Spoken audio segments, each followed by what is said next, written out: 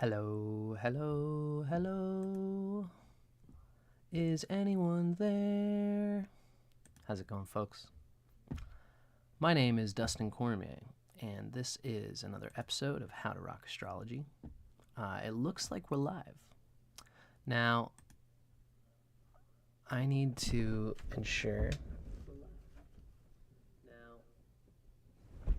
that my audio works. Okay, check 1 2, check 1 2.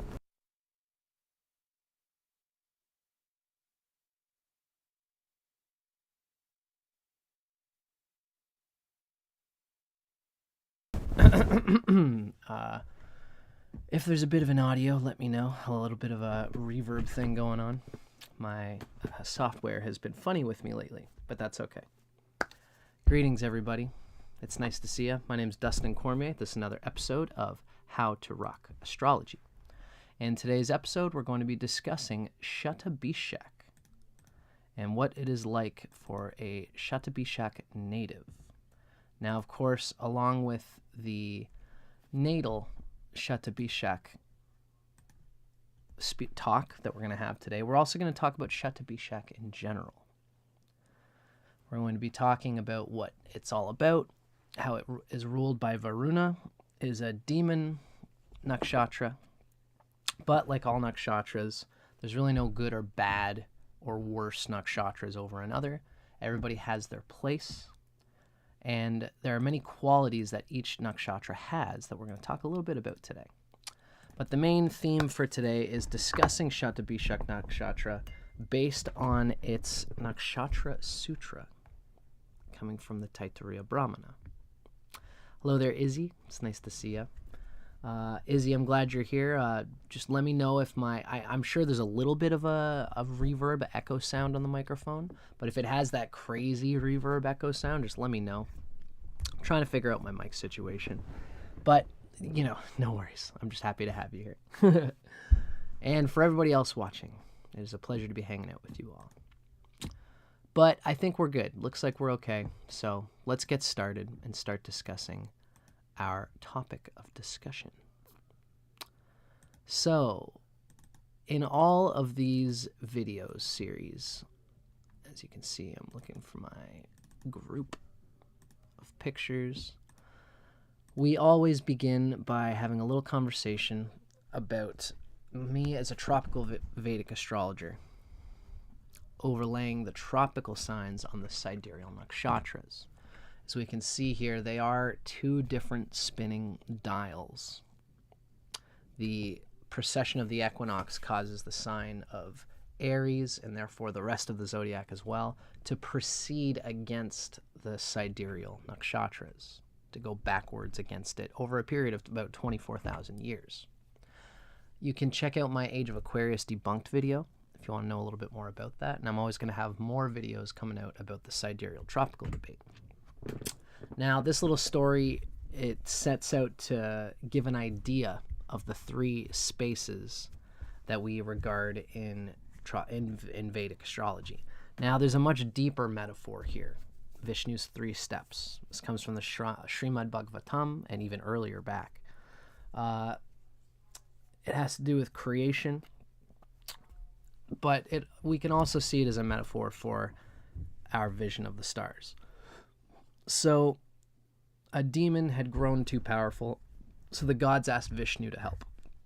Vishnu shows up on this guy's doorstep as a dwarf, as a tiny little atom, so small that you could hardly see him. And he says, "I'd like a boon, sir." And the demon says, "What kind of boon could I give you?" Vishnu says, "Nothing big, I just want to take 3 small steps." And the ego demon says, "That's nothing, take it." Vishnu goes, "Great. So the first step, I'm going to take over the deep space of the stars, which is the stars themselves, the stellar space of the nakshatras. Then I'll take the local space of the tropical zodiac." And then with his third step, he steps on the demon's head, the ego, which in some ways we can really see through the geomantic space of Earth, the horizon, the houses, etc.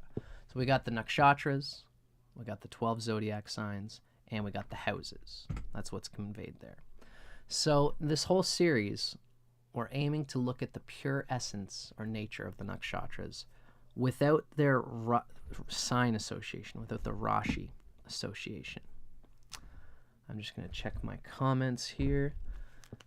This has, of course, been a key part of the tropical Vedic way of seeing things, because in the tropical Vedic world, the signs are not married to the nakshatras, unlike the old way of doing things in sidereal astrology. I'm just checking out my comments here. In sidereal astrology, they consider that the signs and nakshatras are married together.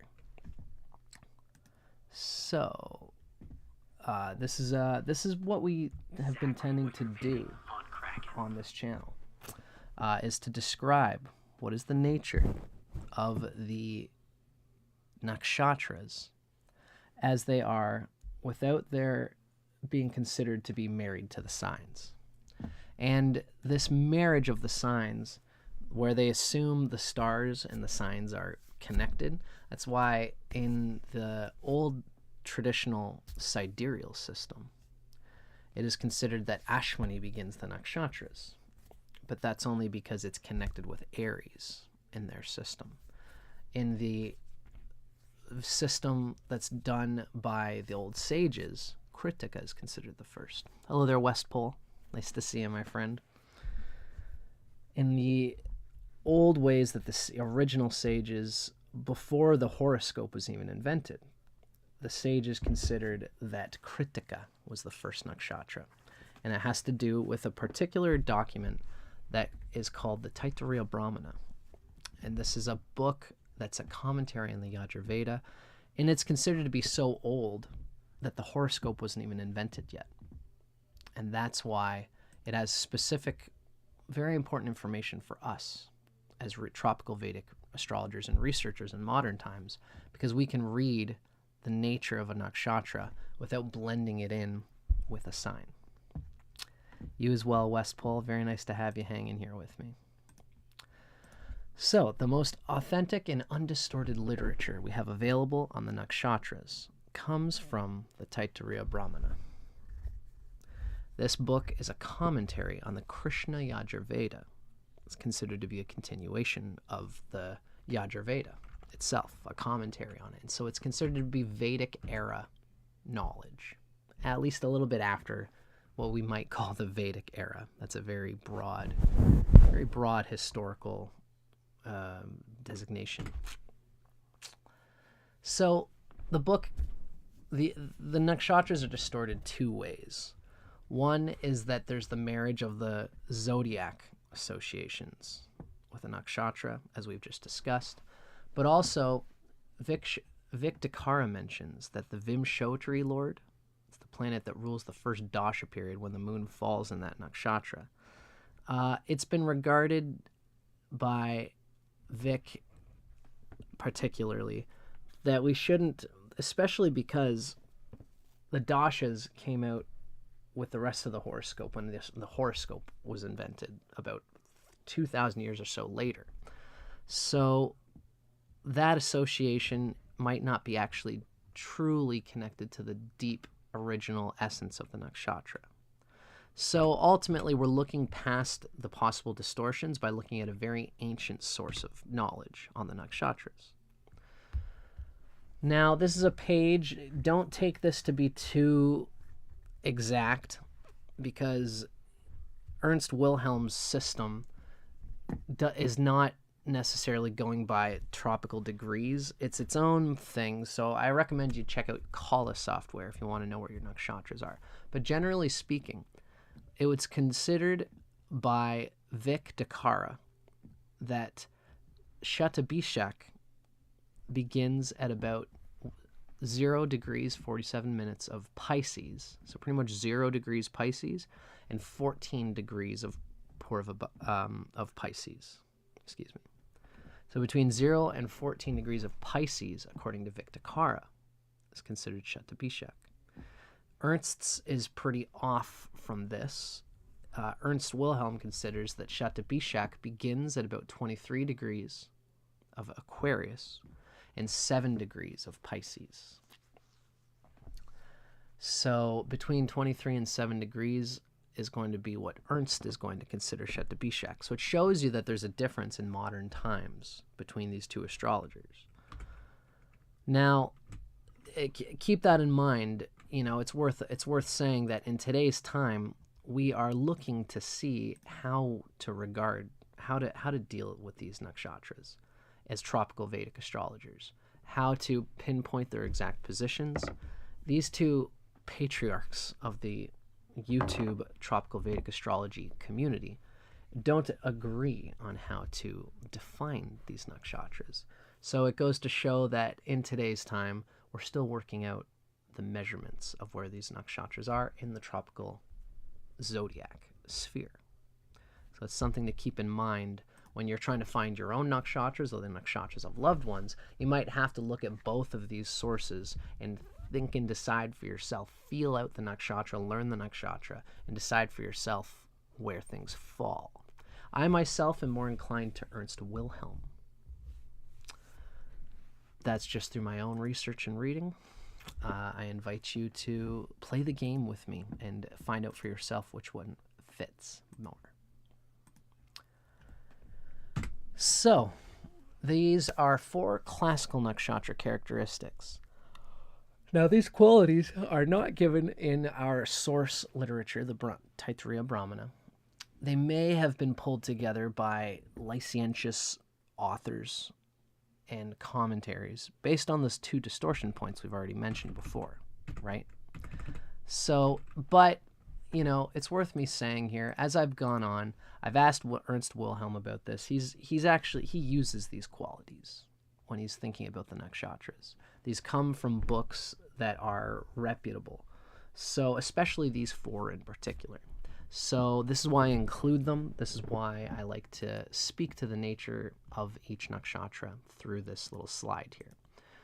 So we've got the 4 classical nakshatra characteristics. There's one is the activity, whether it's active, passive, or balanced. 1 is the 7 qualities of the nakshatra, and we're going to see which one the Shatabishak falls into. There's the sexual yoni animal used in lunar compatibility in traditional Indian marriage assessment, and it's very relevant to compatibility of charts. The Indian people have always been all about the nakshatras and the moon, which makes sense because the moon is closer related to relationships, to your home, to your mother, to the feminine part of yourself, which is interested in having, whereas the male part of ourselves is interested in doing. That's sun stuff. So the lunar nakshatras are very much related to our environment and to our soul, soulmates, etc. And then there's the kingdom, the animal, plant, mineral kingdom. That's Dhatu, Mula, and, well, Jiva, Dhatu, Jiva, Mula, and Dhatu. But we're going to see what that's all about with the kingdom. It's an important one as regards Ernst Wilhelm. So these are the 5 chara, movable or ephemeral nakshatras. And this gives them a movable quality. Ephemeral. It's partly regarded that Shatabishak does relate to ether and space. All of these nakshatras have a spacey or airy element to them.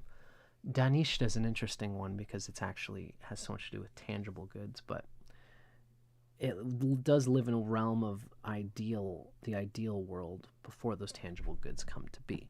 So all of these nakshatras are kind of interested in the essence of the tattvas, the essence of material things. There's almost as if there's an idea, a concept.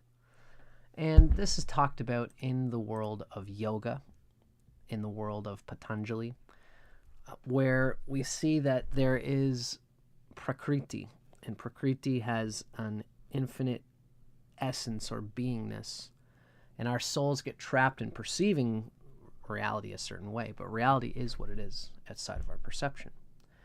And the world of prakriti, the material world, also bases itself on intrinsic ideas, not human concepts, but intrinsic ideas. Like, for example, a fruit, an apple, is just the object beyond all human conception, but it is still a fruit. It's a fruiting body that comes from a tree that has a prana, that has an essence related to its essential function. So these chara, ephemeral nakshatras, tend to have a sense of this regarding material things. Shatabishak, in particular, certainly has a connection to ether, as we're going to learn, as we're going to come along. Shatabishak is the female horse. That is its yoni animal. And it is considered to be grouped into the kingdom of Jiva, just like Swati Nakshatra. Swati and Shatabishak can be said to have a few similarities. So Shatabishak is the Jiva, the animal nakshatra. And it's worth taking a moment just to digest what that's all about. Ernst Wilhelm, in his amazing little book, I guess I don't have the... I've usually got a little title page on it, but it's something I've printed out. Ernst Wilhelm gave this nakshatra book out for free. Should still be available on his website. You go on to astrology-videos.com, and you should find on there, Ernst Wilhelm will have somewhere a free PDF describing the energies of the 27 lunar mansions, aka the nakshatras. And in that book, in his introduction, he talks about how he has found there's a deep importance related to the animal kingdom. These three categorical groupings of the nakshatras. We have the dhatu, I'll put it this way. We have dhatu, which is it relates to the same energy of the cardinal signs, and that's minerals, the mineral world. So Aries, Cancer, Libra, Capricorn, they have a similar dhatu nature. And what it signifies is a preponderance for the material world itself. I often think of a metaphor, we'll go all three. I've got a metaphor that I use of a mechanic. We've got dhatu, which is the mineral world, relates to the cardinal signs. We've got Mula, which is the plant world. It's in the middle of these two, and they are the fixed signs. That's related to the fixed zodiac signs, Taurus, Leo, Scorpio, Aquarius. And then the third category is Jiva, which is Shatabishak. Jiva relates to the quality of mutability, and that is the mutable signs, which is Gemini, Virgo, Sagittarius, Pisces. Jiva represents an advancement, a bringing together of the Mula and the Dhatu and Mula qualities into the Jiva, which is almost relating to Vata. Vata being the combiner of air and water. I digress. So Dhatu, minerals. Imagine a mechanic, and he is not that interested in connecting with people around. He's not that interested in seeing what the world is all about, the new fangled technology that's happening on the internet, on the planet. He's a mechanic. He's good at dealing with mechanical stuff. He goes to junk heaps around the local area and says, hey man, I see you've got this car, this part. I need it for my car. He knows all the local junk heaps around, all the local mechanics around, but he doesn't do business with them. He just wants to find his little niche and really squeeze it hard. He wants to know for his customers what he needs to get in order to get it. You know, he's less interested in trends and more interested in using the internet to find a part for his client that no one else could find. So Dhatu person is a person who's into the material of what they're doing. Mula is like Dhatu, but they can play the human game a little bit. They can network, you know. They'll talk to the Dhatu guy and say, hey man, if you want to be our gopher, our guy who gets all those strange little parts, I'll refer people to you, and then you can refer to people to me when my skills are needed, you know. Like I'm somebody who is more branching out to the larger local area. I can be a connector. Mula, the plant nakshatras, are people-oriented in a way, but not grand scale like Jiva. Mula people are like, I know a guy out 5 towns down who's got a car, who has a client who's looking for this specific thing.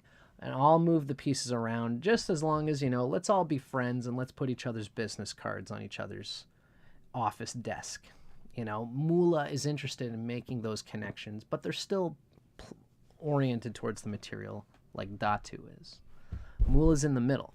And then Jiva, which is Shatabishak, is somebody who is looking at the larger scale. They're looking at international things. They're looking at global things. They're looking at stocks, global stocks, trends, new intuitive things that are coming out in the world. They're researchers. They're they're, what's the word? Starts with an I. Innovators. They're people who will see what the world is doing in Japan. They're doing this new thing using this technology, and how can I apply that to my little thing that I'm doing? And they are kind of far removed from the actual ground of whatever work they're doing. This is the nature of Jiva, especially Varuna and Shatabishak, being an etheric person. They are somebody who is really this sort of cosmic judge in a way, who is looking at what the whole world is doing and finding an ethic, finding a million ways of doing the different things, 100 ways of doing things, and finding practical uses for those different ways of doing those things. This is the nature of Shatabishak. It's more of a seeing all over the world, seeing international global trends, fads, how the world is changing with AI, with technology, and how individual nations are undergoing some kind of duress, and how advantage can be taken in a positive way for those places by doing this kind of product. They're thinking way outside the box of their locale. That's Jiva, right? So that's in my general rendition of what to be expected there. And all of these qualities are going to tell us different things a little bit about each nakshatra. In later videos, I'll probably be describing these things a little bit more. But for now, in this video, we're going to now focus on the main part of this video, which is the sutra structure given in the Taittiriya Brahmana. So this top gray bit is the actual nakshatra's name. Now, letter A here in pink is the deity which rules this nakshatra. Sometimes different deity names are given, such as in today's, where we see Indrasya is considered to be the name, but this is not a nakshatra for Indra. They're just considering that Shatabishak really is all about Varuna. And Varuna is one of the great lords, one of the great leaders of the nakshatra circle. The word in white gives the name of the nakshatra. And again, sometimes obscure names are used to give more information. We have the foundation from above is the yellow word. And that's what's needed for this nakshatra to function properly. There's this certain essence, there's this certain thing that's needed, and that's parastat, means it's above.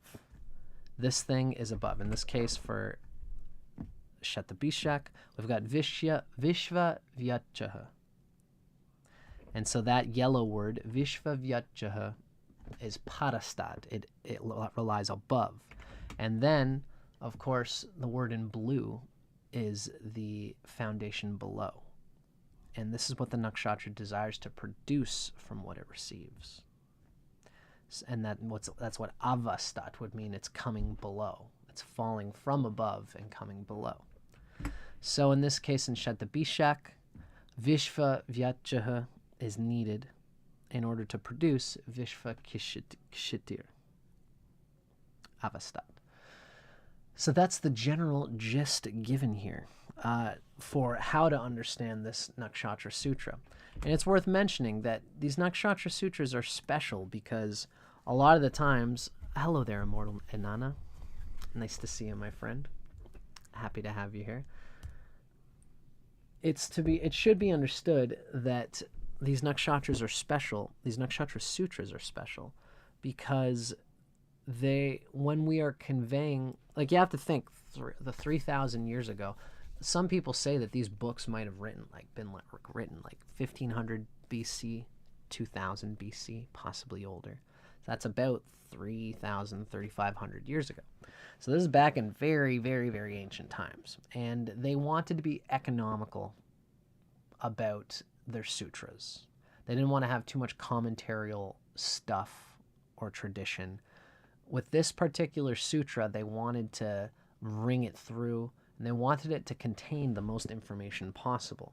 So how they did it was they almost developed a melody where there's a space for each note. Do, re, mi, fa, sol, la, ti, do. For each of those notes, we know in that phrase, that note space is going to, if we change the note, we know that what the note's supposed to be, and that'll give it a different flavor. So in the same way, with each word in this nakshatra sutra is like a word in this melody. And that's what we see here, the A, B, C, D, E, F. Each one of these spaces, they've used a certain word to condense as much information about the nakshatra as possible in each one of those slots. It's like so these nakshatras are enigmatic. A sutram is actually like a doctor's sutram. If you get a giant gash in your arm, a sutram, which is doctor's twine, is what's used to sew it up.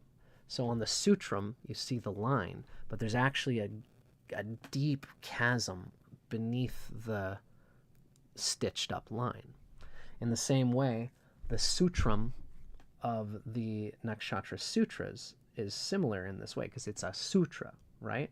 A sutram that we have here is deeper than what you see on the surface. There's it's like the tip of an iceberg. And what's typically done with these Nakshatra Sutras is that we meditate on them. We spend a lot of time going through the sutra, especially if you're the native of this nakshatra, and very particularly it can be very useful if you have Rahu or Ketu in the sign of Shatabishak. And during times when there are north node or south node eclipses, whenever there's eclipse energy about, it's going to be interacting with your Rahu or Ketu, and it can be very useful to practice intoning the Nakshatra Sutra during those times. It gives you a deep sense of probably what's happening to you in that moment, in that eclipse pressure moment. So let's move forward here, folks. It's very nice to have you guys here. We've got a few people hanging out with us today. Now, let us, before we start explaining the Nakshatra Sutra, let's take a moment to go through this one. Now, I practiced the sutra last night, and how I practice it is that Vic Dicara has a wonderful, a wonderful depiction of each of these sutras in his, on his channel, on his YouTube channel. You can find it on there if you go to Vic Dicara and you look for his channel. You'll find the Shatabishak Nakshatra Sutra. It's somewhere within the first 4 minutes. He goes through it. And so it sounds a little bit like this. And this is for those who would be interested in intoning this mantra.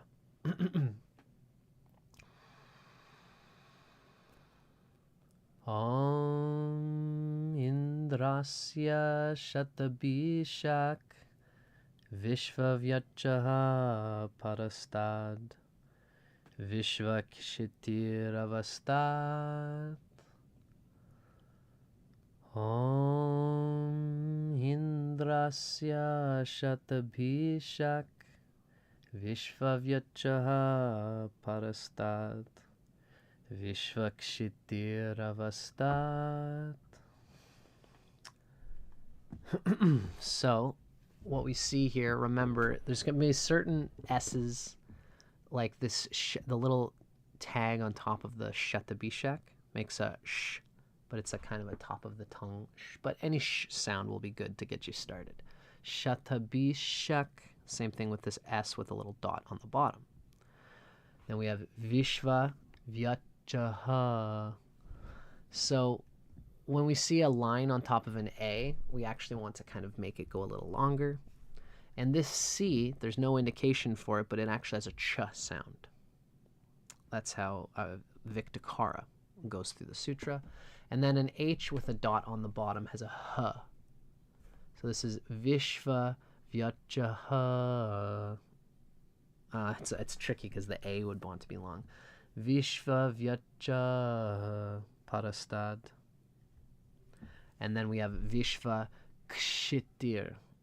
Right, it's a K sound and then the S with a little aspiration there. Vishva Kshitir Avastat. Right? So this is how we would pull the whole thing together. Indrasya Shatabishak Vishvavyacha Parastat Vishvakshitir. So, if you have anything important in Shatabishak, you can intone this mantra and think about the meaning of the words, and the essence of this nakshatra will start to permeate your mind. Because remember, as it's worth saying, these Nakshatra Sutras... Hi there, Monica. Nice to see you. Glad you popped in to say hello.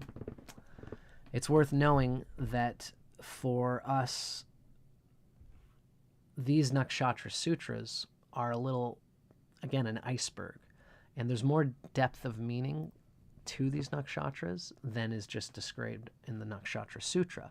But if you intone the sutra, you tap into the translinguistic program, the infinite ephemeral linguistic matrix beyond this present moment, and you will find the vibratory wisdom of the sutra inherently taps you into the essence of Shatabishak and allows it to permeate your consciousness and to be rolled on your tongue. So this is a very important part of understanding these Nakshatra Sutras and their purpose. So keep that in mind. Now, let's see. I want to take a quick bathroom break, folks. Oh, excuse me. And then the next thing we're going to hop into is the next part of our series. We're going to be listening to definitions and descriptions of what these Nakshatra Sutras mean. So I'll see you guys in just a second.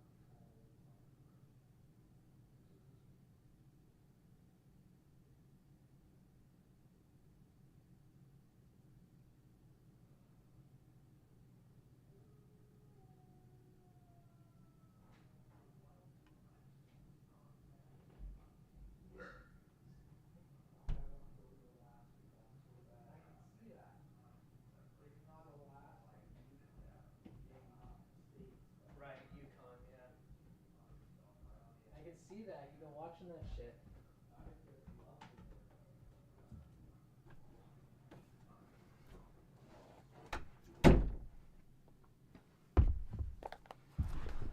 Bonjour. How I do? How I do? Nice to see you, folks. The journey continues.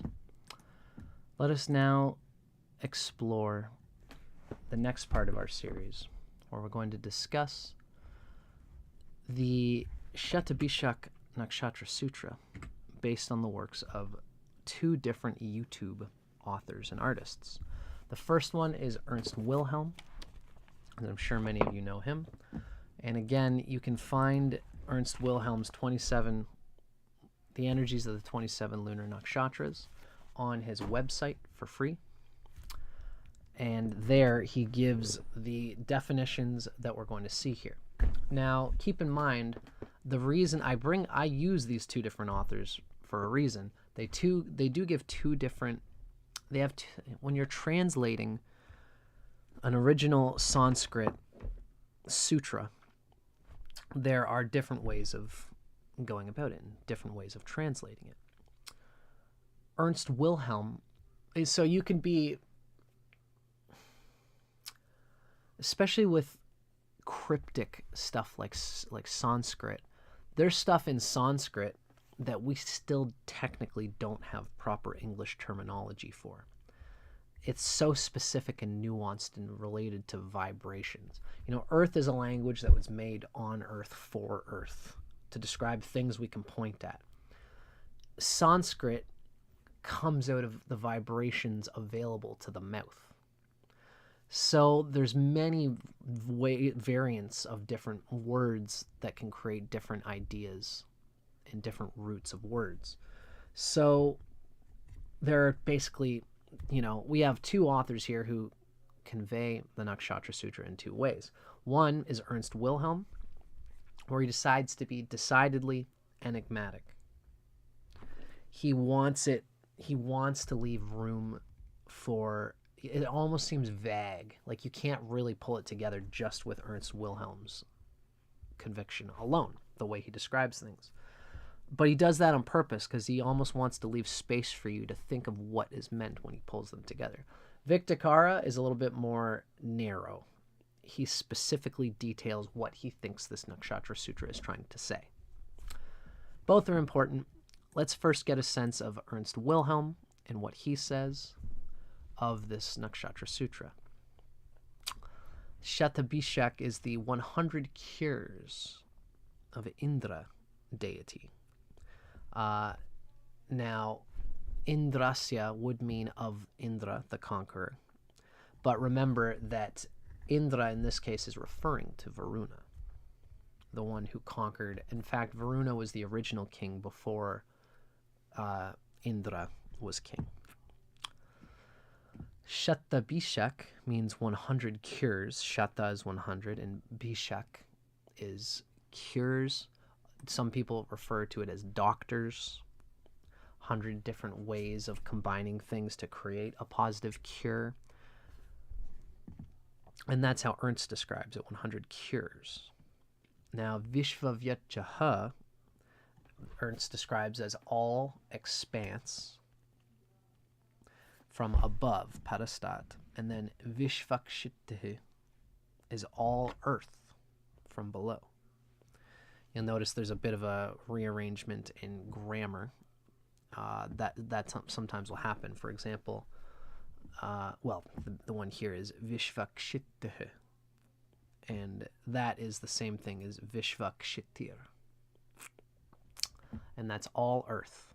So the 100 cures of the Great One are all expanse from above and all earth from below. All possible things that can be known as through expansion of the ether, and therefore all things that can be created on earth from below. There's certainly a creative and passionate element to this nakshatra, as we're going to see through Vic Dicara. But for now, this is what Ernst Wilhelm gives as his conveyance of this nakshatra energy. Now, this next bit is going to be Vic Dicara. My friend Mo here is on the right line here. Yes, that's correct, Mo. You have to utilize your own intuition. And that's a great way of saying it, Monica. Because your own intuition is connected to that infinite ether through which all of these nakshatras came through. It's worth me saying hi to Monica here. You're correct, Monica, because all of the ancient rishis and seers who saw the vibrations of these nakshatras, the Vedic idea of things is that they're not necessarily making it up so much as blowing the dust off a book that was already written in the ether, which is such an important Shatabishak symbol of the ether. So your own intuition is the best way to study, the vibrations of the mantra permeate us and allow us to see that original intuitive leap that the first rishis made who made these nakshatras. But that's why it's also nice to hear commentaries from people who have studied the Sanskrit deeply so that our intuition can have more guidance, right? And that's why we're reading Ernst as well as Vic Dicara. And thank you, Monica, for chiming in there. Now, Indrasya is, of course, Lord, Conqueror, the Great One. In this case, referring to Varuna. Indrasya Shatabishak. So, Vic Dicara has a very specific take on Shatabishak. It's not far off from the doctor's thing. Really, any doctor, anything that a doctor does to heal, is basically this thing needs medicine. So it needs to be some kind of combining, some kind of combination of things. The body needs this herb to stop the heat from happening, or, to stop the blood from coagulating, whatever it is. This body is showing up with an elemental process, and this elemental herb or whatever is going to adhere and mix with that elemental property of the body to create a cure to stop that thing from happening. So the deeper, and I like Vic's take on this, the take here is that there's a deeper meaning to Abhishek, which is a combining. Even the word Abhishek, there's a deep mysticism involved there. There's a deep understanding of Varuna as the great overarching seer of the total fusion of the human body as skin cells, as atoms, as molecules, as biology, as physical, as physiology, as metaphysics. All of these things are combining together in every single human being. So there's a deep philosophical bent running through Shatabishak. And Abhishek, according to Vic Dicara, means multiple adherences. The Shata means many, and then the Abhishek means adherences, coherence, a combining, and a coherence, which means something is coherent. When someone's telling a story and if something doesn't add up, it seems to be incoherent. This doesn't make sense. This has nothing to do with the first thing you said. Coherence is when things are cohesive, when they go together. They make sense together. And then, of course, the Padistat and Avastat for Vic are similar to Ernst Wilhelm. Vishva Vyachaha is all-expansive space. And Vishva Kshitih is all-expansive earth. Of course, Vishva is this all-expansive. We know this word in Vishvamitra, in the Vishva Devas, which are all expanses of all-pervading in a way. And that's like ether. Ether is all-pervasive. It connects to all things at all times. So Vic Dicara tells us that Shatabishak... Oh, by the way, I should mention, the slide that I'm getting this from, the information I'm getting this from, comes from a disclosed lesson that you can find at vicdicara.com. And he's got a great 27 lessons where he describes these things. Now, Shatabishak is good for combining diverse concepts and talents, making the abstract concrete. It's also good at leading and teaching. It is a leader nakshatra. And there are times when it's interesting about Varuna is because he can, the Shatabishak native, is that there is a cosmic metaphysical energy to Shatabishak. It's looking at the whole, it's an ether, which means it's deleting the human part of its mind in order to try and listen to the vast, vacuous emptiness of how the universe operates without the human mind getting meddled in it, which can be profound, but it can also come off when Shatabishak is really doing the Shatabishak thing and how it often does. It can become unruly, it can become unfocused, It can become impractical. So this is two sides of Shatabishak that it needs to move through. Is the etheric quality is useful, but what it really wants to do is make brilliant ideas that become tangible and practical things on Earth. So when it's negative, that's when they have a hard time making the abstract concrete. And they can become, Shatabishak is this wide circle that can become totally detached from reality. That's their negative. That's what happens when they are in the negative. They have become the ocean of all things, which means there's no usefulness, there's no individuality, there's no speaking to the elements of the moment. And that is the problem with Shatabishak when it goes wrong. So these are two, sometimes Vic Dicara has two different explanations for each Nakshatra Sutra. They come from two different lectures, and the last one is the one where he got his thing down. But it's worth saying before, these are very similar anyway. The master of coherence needs all-expansive space to produce all-expansive earth.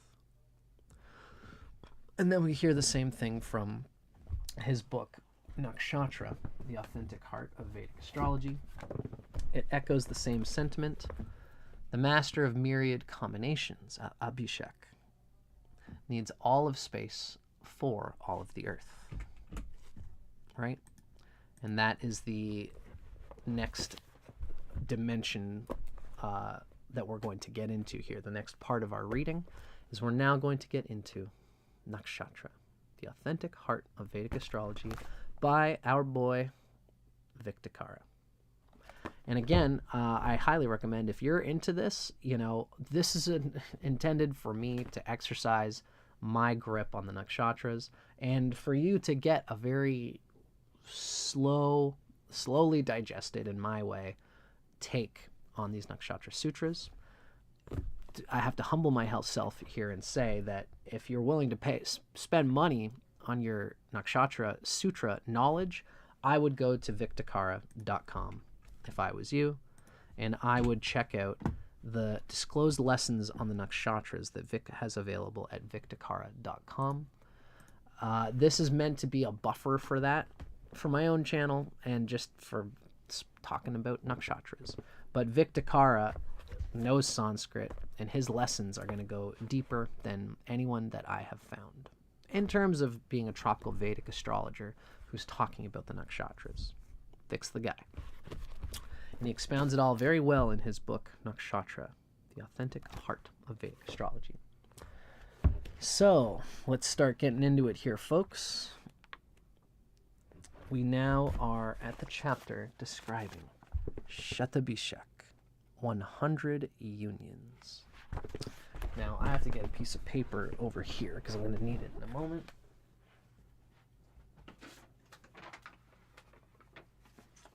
Voila. All right. Now, let's start getting into Shatabishak, 100 unions. We're essentially going to do here what we've just done, but we're going to go into each one of these words in a little bit more depth. Why are these words used in the Nakshatra Sutra? And this is, of course, the very same Nakshatra Sutra that we've just been doing, right? Shatabishak. Om Indrasya Shatabishak Vishvavyachaha Parastat Vishvakshitir. This is our Nakshatra Sutra, and now we're going to start to describe each of the individual words in this sutra to get a little bit more of a sense of what each word means, so that when we are meditating on this Nakshatra Sutra, if you should feel so inclined, you've got a deep understanding, and you want to think about the meanings of these words. Let them stew. When you're doing a mantra, usually what happens is if you do it 108 times, if you feel like going and doing that, that's often a common thing. People will use rosary beads, and they'll go one beat at a time, going through whatever mantra that they're learning to absorb or become absorbed in. So you learn about the words, think about the meaning of the words the first few rounds, and then eventually you just let that meaning sit as the foundation for the vibrations that permeate through you. So the first word in our sutra is Indrasya, which of course is referring to the concept of Indra. Now, Vic Dicara is very clear here, and he says, this sutra does not intend to radically replace Varuna with Indra as the deity of Shatabishak. This is clear. The sutra refers to Vishvavyaka, and that's the all-encompassing space, which is a synonym for Varuna. Varuna is the ether element. Varuna is all-encompassing space. It shows that karma, you can't run from karma. You can't run from the energy that you've described and had. Awesome, Monica. The absorption of a mantra by listening to it hits, and even especially chanting it, hits different. I'm glad to see that you're in line with me on that one, Monica, as you always are. So Varuna, who's the real god of this nakshatra, is all ether, all space. And this is partly, we could almost have fun describing the fact that, there's an idea in sort of science fiction where, there's the speed of light, and then there's the speed of ether.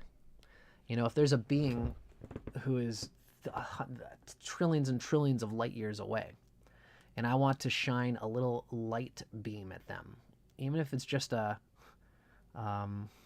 Morse code. If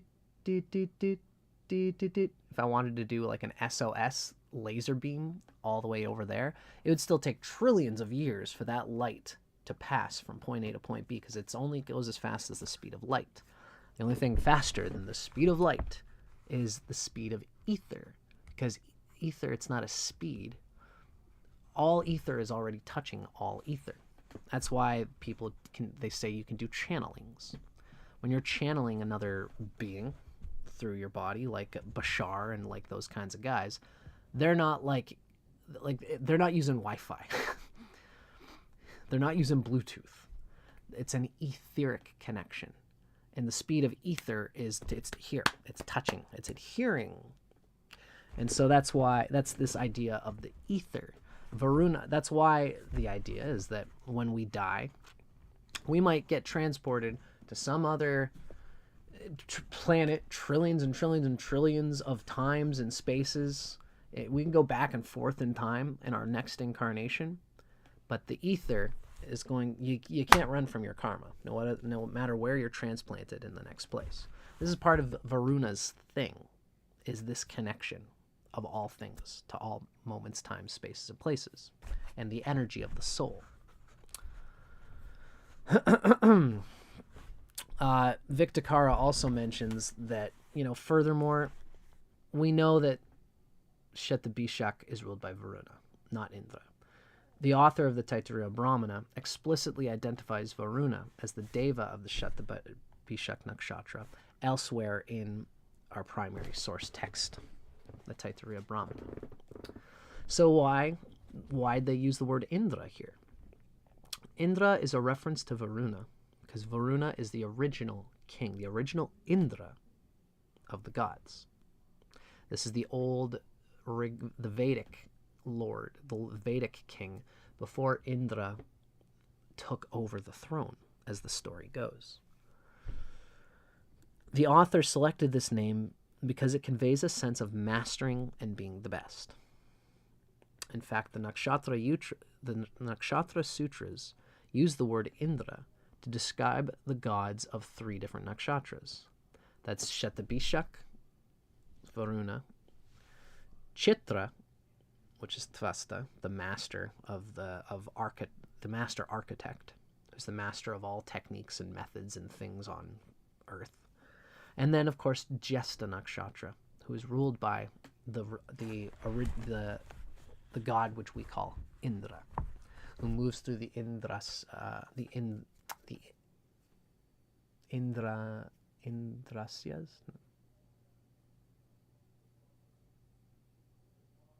There's a word I'm thinking of. Indrasyas. Indra moves through the I can't think of the word I'm trying to say. Oh well, it'll come to me. But all our senses are moving. Indriyas. They're moving through the Indriyas. And the Indriyas is not the sense organs, but the soul receiver of the physical sense organs. So Indra itself is very important. But the word Indra conveys a master, a leader of some sort. All three of these nakshatras, Shatabishak, Chitra, and Jyesta, are particularly well suited for superiority, for lordship, and leadership, which is the literal meaning of the word Indra. So they're not well suited to subordination. And this is part of Shatabishak's blessing and a curse, is that Shatabishak can have a little bit of a authority complex, a bit of a chip on its shoulder in a certain way, because they can be so insubordinate, because they see the equilibrium. You know, if they're talking to a boss, Shatabishak can almost sense the human frailty of their boss, and that, you know, how can this person who has their own problems, their own hang-ups, be leading anybody? It doesn't mean Shatabishak is incapable of doing this kind of thing. Unless there are really problematic planets in Shatabishak, they will be insubordinate. They'll be hard to be wrangled in to do any kind of group task because they're so permeated with their individual etheric melting of all concepts, structures, and organizations. It's powerful when it's used correctly, just like every nakshatra, but can cause problems if not aligned properly, depending on what's happening in it, the planets that are falling into it, etc. Now, the next word in our sutra is Shatabishak. All right, so let's have a little explanation here. The word Shatabishak, and that's what we're looking at next. The word Shatabishak is based on the root Sanskrit word Saj, which means to adhere, to apply, to stick something together. Now, adding B, B-H-I, adding B to Saj gives us the word Bishak. That's just the way the Sanskrit grammar goes, is that J turns into a K. Although we have seen people call this Shatabishaj. It's just a grammatical change that can mean slightly different things. But in this case, they're referring to the same thing. Shatabishak, Shatabishaj. When we add B to Saj, Saj meaning to apply, to stick together. When we add B to that, we get Bhishak, which is often used as a reference to doctors, because doctors apply ointments and medicines. But Vic Dicara winks at us here and says this sutra doesn't use the word in that sense. So the idea of Shatabishak meaning 100 doctors is kind of debatable here, according to Vic Dicara. The sutra, the way the sutra is combined, doesn't mean necessarily, I should rephrase, doesn't mean Shatabishak has nothing to do with the 100 doctors thing. But the original Nakshatra Sutra found in the Taittiriya Brahmana uses this word in a different sense. It uses Shatabishak in the sense of bringing hundreds of things. The hundreds is like Shata, right? Really Shat, S-A-T, Shat. That's 100 things or many things. And then it brings them together, and that's Abhishek. So 100 bringings together. This will become clear by considering the remaining words in the sutra. So Shatabishak, Shat Abhishek. 100 bringing, commingling together, applying things together, cohesions. Now, let's look up the next word to see what this is all about. Our next word is Vishva Vyachaha. Now I'm just realizing. Yeah, that's okay. So, Vishva Vyachaha. Vyachaha indicates the vast, empty expanses of space. And Vishva indicates all-inclusiveness, which means whenever you see Vishva, what Vishva is saying is this is all of it. When we hear of the Vishva Devas, the Vishva Devas are all of the Devas. We're not missing any of them. When we think of Vishvamitra, this is the friend, the love of the universe, a great friend of the cosmos. That's why Vishvamitra is a very profound figure in Vedic cosmology. Anything with Vishva means that this is all of it. So Vishva Vyachaha is an all-inclusiveness. It indicates everything in the universe. That's Vishva. Now the word Varuna actually has the same meaning. It refers to the largest, greatest, or most primary entity, Varu, which, at least in the physical realm, is space itself. Ultimately, so Vyachaha is going to mean the vast, empty expanses of space. It's creation, it's vibration, it's things that are and aren't not. Yeah. So Vishva Vyachaha is everything in the manifest universe. So far as the ether is concerned, it's the space which contains everything. And then Vishvakshiti is Vishvakshitih or Vishvakshitir. Vishvakshitih, which is of course the next word in our sutra, just so that you guys are following here, right? Vishva Vyachaha Parastad. It uses the all-inclusive ether to produce all that is available on Earth. Everything on Earth is connected and adhered to the ether, to the source vibrations which produce it. So Vishvakshitir is our next word here. Kshiti indicates the solid earth, a thing which has been pulled together. That's kshi, K-S-I. And the S has a little dot on the bottom. Kshi. A thing which has been pulled together, and therefore can also be dissolved, which the word kshi also represents. So something which has been adhered together, or something which cannot be dissolved. Kshi indicates a thing on which we can exist and from which we can prosper as a result of agriculture, mining, and so forth. So kshi can mean an organization. It can mean an idea, mining itself, technology, advancements in any idea. Any idea can be produced if it exists in the Vyachaha, the vacuousness of ideas in space. Fire is a simple example.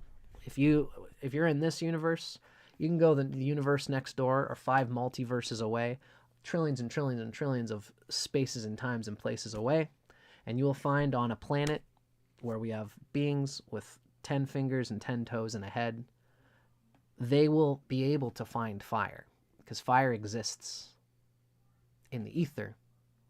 All they've got to do is have the earthly elements which produce fire. They need fuel, they need oxygen, and they need a spark. Once they have those things, out of the etheric idea of fire comes the kshitir, the presented phenomenon of fire on Earth. So, in summary, what we have here, how do we bring all this together in describing the meaning of this Nakshatra Sutra? The master, Indra, creates prosperous tangible realities and objects. That's Vishva Kshiti. By taking intangible things and ideas, that's Vishva Vyachaha, and combining them together hundreds of times, that's Shatabishak. Thus the universe, Varuna, creates Earth, Kshi, from space, Vyacha. We have a note from Vic Dicara here, which says that this is very similar to the modern concept that tangible objects are collections of many intangible molecules, which themselves are collections of still less tangible atoms, with their electrons and quarks and all the things. You know, there's a very quantum physics bent in Shatabishak. You know, I'd almost like to find people who have significant placements of Shatabishak and to see how this quantum physics, this sort of intuitive thing which produces miraculous realities. In one of our books we're going to read, the man who invented polio had the moon and Rahu in the sign of Shatabishak. He was a very maverick guy. He never did things the way everybody else did. And if people were frustrated with him because he was going so outside the curb of how other people were thinking about medicine at the time. And he was the one who invented the vaccine, which helped us deal with polio on this planet. So this was an idea that he just culled from the ether in this way, right? So this quantum physics bent is just this idea that there are organizations of matter and even subtler and subtler dimensions of matter and reality, which a very perceptive, intuitive person can become absorbed by if they're willing to dissipate their typical mode of thinking, their human mode of thinking. And then voila, you see the thing for what it actually is, right? So this is very much the nature of Shatabishak. And this is how this is conveyed. It's a very psychedelic, very, very mystical. It's like sci-fi mystical, how Shatabishak can often come off. And I'm glad that it's coming off. I'm glad that it's coming off that way. Thank you to my friend Monica for being here with me and hanging out with these thoughts as I move through them. Now, folks, let's do a little life's lesson on what's this all about? What is the meaning of this Nakshatra Sutra, and how can we apply it to life lessons that we can see and adhere to, being a good word. After this, we're going to describe our interpretations of planets falling into the sun. So this is our life lesson for Shatabishak. The life lesson that we get for Shatabishak is Shatabishak Sutra teaches us that one must grasp the abstract to be effective in practical matters. And one must be practical to make full use of the abstract in full detail. You need both. And we're going to talk about how Vic Dicara made a great pull from the Bhagavad Gita, where the Bhagavad Gita, Arjuna says to Krishna, what's the point of doing anything? And Krishna just runs him through, Krishna's just deleting his human nature verse by verse until Arjuna can make the realization of truth and yoga within himself from within. And at one of the key points in the dialogue, Arjuna says, okay, I get it, Krishna. So you've given me this idea that I need to act. That's one of the Bhagavad Gita's big lines. We're not entitled to the fruits of our actions, only the actions themselves. That's the eternality of the soul. You're not going to die tomorrow, but you're going to die eventually. which means you can't escape. If you die, you're going to pop up in another universe somewhere else, and you have to keep doing this game. So, you might as well be here with the action of the heart. And that's a huge first part of the Bhagavad Gita. So then Arjuna says, okay, all right, I get it. So all I have to do is act. Why don't I just become an armadillo and roll down a couple hills for the rest of my life? And that's action.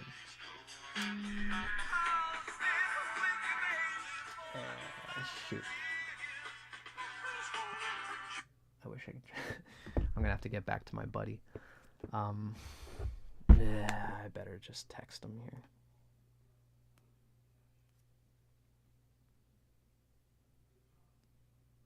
Okay, good.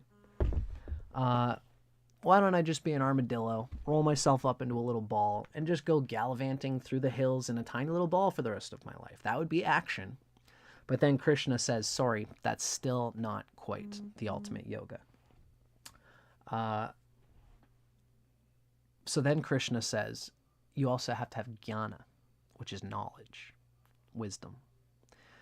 So Arjuna goes, okay, all right, well, what I'm going to do then is I'm just going to become a scholar. I'm going to let go of my life as a actor, as a kshatriya, as a warrior, and I'm just going to read books all day. Krishna says, sorry, buddy, that's not it either. You have to find the yoga between action and thinking and thought and knowledge, and find the essence that lies between them related to the soul. Vic Dicara mentions that in his Shatabishak video, and it's worth mentioning here. Theoretical and intellectual abstractions are useless until and unless they generate concrete results in the tangible world.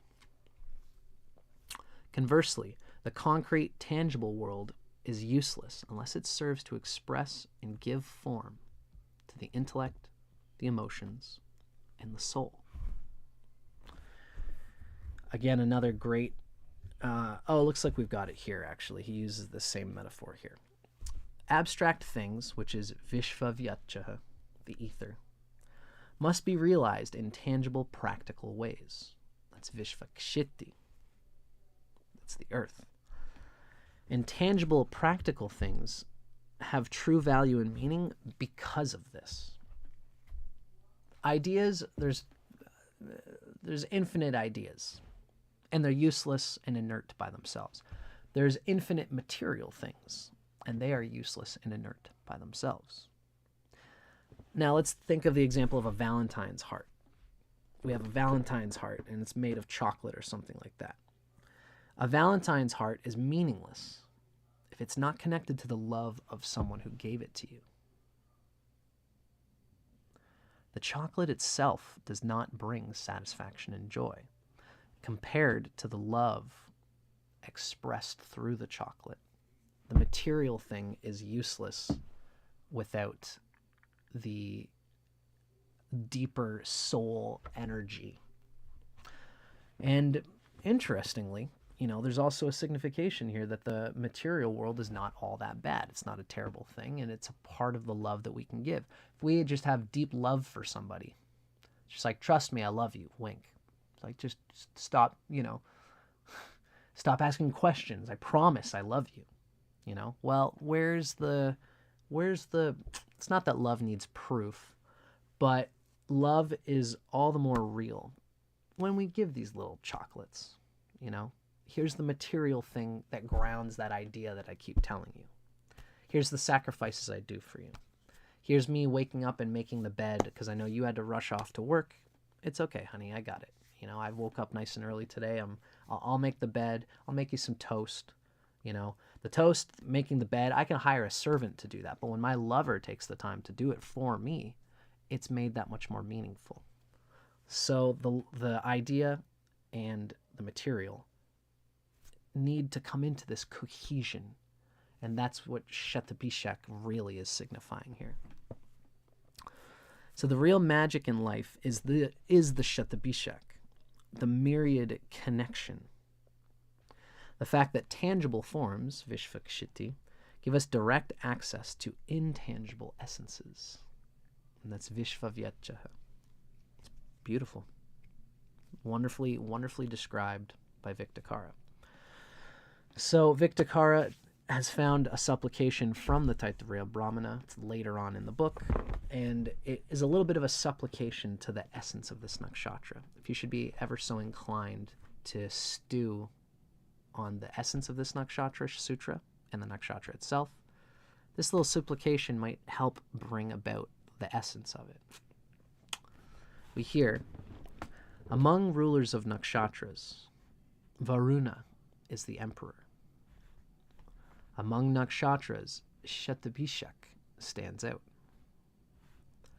May these two divinities grant us long-lasting health, giving hundreds of thousands of cures. May royal Varuna guide our endeavors to experience all things. May this nakshatra give us long-lasting health and passion. Beautiful. Now, there is certainly a dimension of Shatabishak which has to do with passionate commingling, and that's something worth mentioning here. Now, everybody, check, marker, break. I often do that so I can see the time code on my own video. We're here on the next part of this episode, ladies and gentlemen, and this is going to be an important one for all of those who have any significant placements, whether it's planets or even important, your lagna, your rising sign first degree, your moon especially, but also Rahu, Ketu, any planets here. We are now going to read about the interpretive dimensions of anything falling into Shatabishak. So what happens when you have significant placements there? Well, what we read from Vic Dicara is Shatabishak is well suited for excellence and leadership. Right? It's an Indra. It's one of the Indra nakshatras.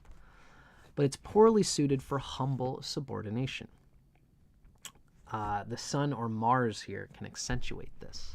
There can be problems when the Sun or Mars are in Shatabishak, because the Sun has its own agenda that it's supposed to be doing, which is dealing with authority as a boss or as having employees. Mars is kind of the same, really, but Mars is more like when I tell my instrument I want it to do something. There's a whole way that my instrument needs to do that on guitar. I've got to bend it a certain way. I've got to play it a certain way. Mars and Shatabishak can think of a million varieties of different ways of how I can attack that thing, which can be cool. But, if you're a studio musician and the person who's paying you says, I want it to be played this way, put your own take on it. It's cool, but we need to get this thing. A good Mars is going to be like, all right, ultimately, let me do what this person wants first. Let's do what the team wants. I'll add my little spin on it, but I want to be subordinate to the group organized thought here. Mars and Shatabishak is a bit too etheric to follow that cleanly in a good way. The Sun can be similar in this way. Now, since Shatabishak needs wide open space, that's Vishvavyachaha, Shatabishak can easily feel confined. This is why it often goes outside of conventional boundaries. It can be a boundary melter. This is especially the case where Rahu and Ketu are found in Shatabishak. Rahu and Ketu through Shatabishak, can encourage a person to go outside conventional boundaries, limits, and rules. This is somebody who will do things that nobody would ever consider even thinking about doing because of that quantum tilt of innovation and intuitive inspiration that this person will have and follow through, where no one else would have that particular idea, whatever that thing is. So Rahu and Ketu can exacerbate the theme of going beyond proper established boundaries, limits, and rules, for better and for worse. Rahu is particularly better. That's the word that we've heard and that has been given for this nakshatra. Saturn here accentuates both of the above. but a little less dramatically. So both of the above meaning, well, we mentioned with the Sun and Mars, the insubordination. Saturn doesn't like to be subordinate to anybody. It does its own thing. And it's not as dramatic about it. It's not going to make a big, loud fuss about not following the boss. It's just not going to follow the boss. It's going to do things in its own very unconventional way, which can be cool and interesting up to the point where the boss checks your work. It's like, why didn't you do? You came to the same conclusion, but what, you went through this whole thing that is not what we're looking for here. You know, shoulder shrug, right? That's what I did, and I got the answer. That's how Saturn can be about these things. They're unpretentious about it, but it is still this insubordination. And as well, Saturn can also go outside of conventional boundaries, limits, and rules when it's in Shatabishak, which can be interesting, but again, ultimately, especially where Saturn's concerned, there can be it can be useful for Saturn to find boundaries, limits, and rules. And when those boundaries, limits, and rules are dissipated in the ether, it keeps them open to changing the root chakra, which has its place. But the root chakra wants to have some firmness. So it's a double-edged sword leaning towards not so good. So already we have a lot of planetary significations for things that don't do well in Shatabishak. Sun, Mars, Rahu, and let's say Ketu. Rahu's okay. Sun, Mars, Ketu, and Saturn can have trouble in Shatabishak. Now, because Shatabishak deals with combining and joining multiple things together, Shatabishak has passionate sexual potential. And Venus, Moon, Mars, and Jupiter will bring this out more than others. It's interesting, Mars in particular would be insubordinate and sexual. That could go many terrible ways, but not everybody who has Mars and Shatabishak is going to be some perverted thing. But we can see how the insubordination mixed with sexual passion can cause Mars and Shatabishak to be interested in combining with a person in their way and not necessarily listening to the ways of the other person. They can get kinky. It can be kind of like, safety word is banana, that kind of stuff. Rock and roll, as long as those consensual words are put into play, even consent play, it's just my Scorpio brain. The safety word is banana. Got it, right? So then the person says banana, and it's like, I heard your safety word, and I'm still not going to stop joking you or whatever's going on there. I don't know. Sorry, I'm a Scorpio. But those games can be fun, but dangerous. And that dangerousness is conveyed by Mars and Shatabishak, right? It's all fun and games until something happens that could have been avoided through conscientious boundaries, consent, communication, and rules. So Monica, Vic Dicara says that Shatabishak begins at 0 degrees Pisces and ends at 14 degrees Pisces, around there. Ernst Wilhelm says that Shatabishak begins at 23 degrees Aquarius and ends at about 7 degrees of Pisces. So they're pretty wide at that. They vary between the two guys. I'm more of a Ernst Wilhelm guy, but that's the general picture of their spaces. Tomato. Tomato. I appreciate the word tomato. I don't fully understand where it's coming from, but I accept it. Okay. So Shatabishak can have this energy of joining and combining multiple things together. Bring out passionate sexual potential for Venus, Moon, Mars, and Jupiter. Now, when Shatabishak or planets there are given practical, intellectual, and creative space and freedom, Shatabishak excels tremendously in its ability to combine diverse ideas, concepts, topics, and talents, and to take very abstract, subtle concepts and put them into tangible, concrete form. It's also very good at earning wealth and prosperity, even without the tangible resources to do so. Mercury here particularly brings out this potential more than any other planet in Shatabishak.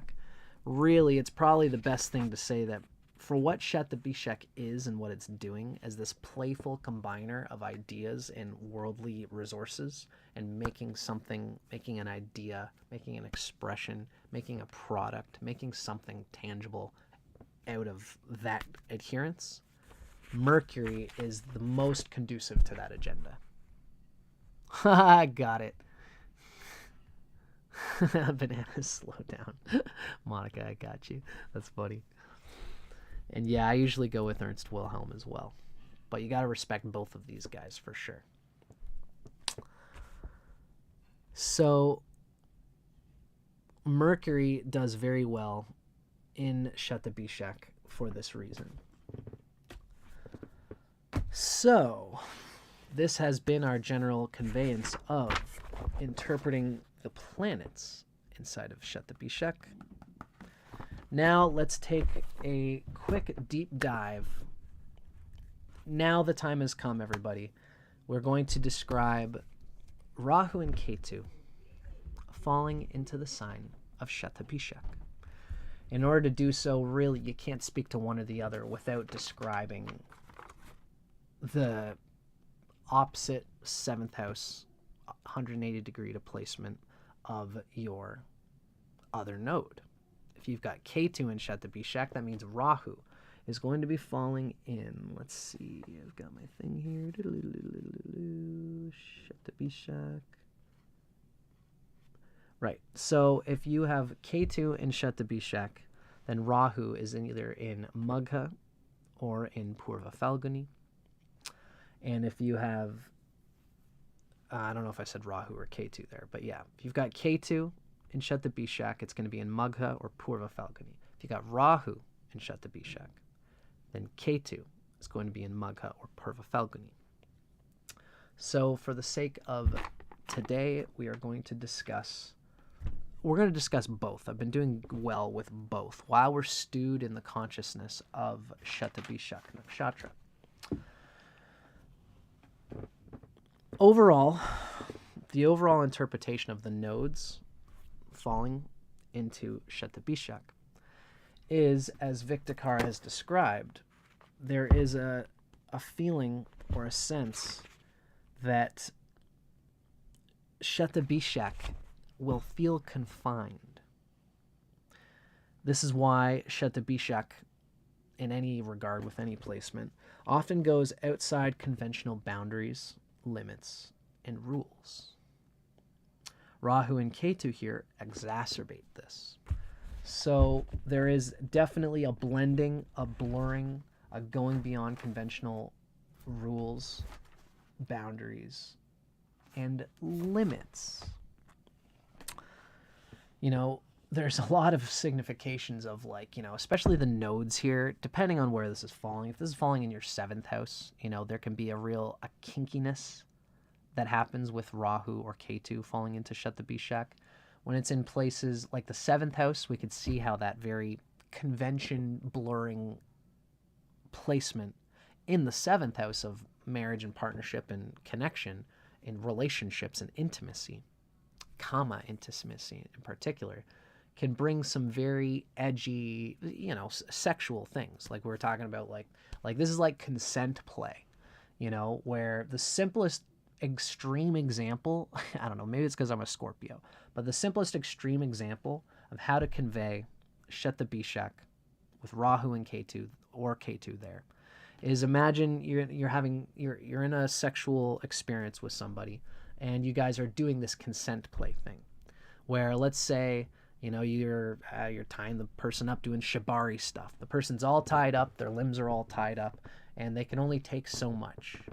And they're the Shatabishak person, whether they're the person doing the tying or the person tied up, either way, there's a desire to go beyond limits. So there will be a point where, as long as you know how to actually not hurt a person might be like, oh my God, the pain is so ecstatic and beautiful and blissful. And it's a lot for me.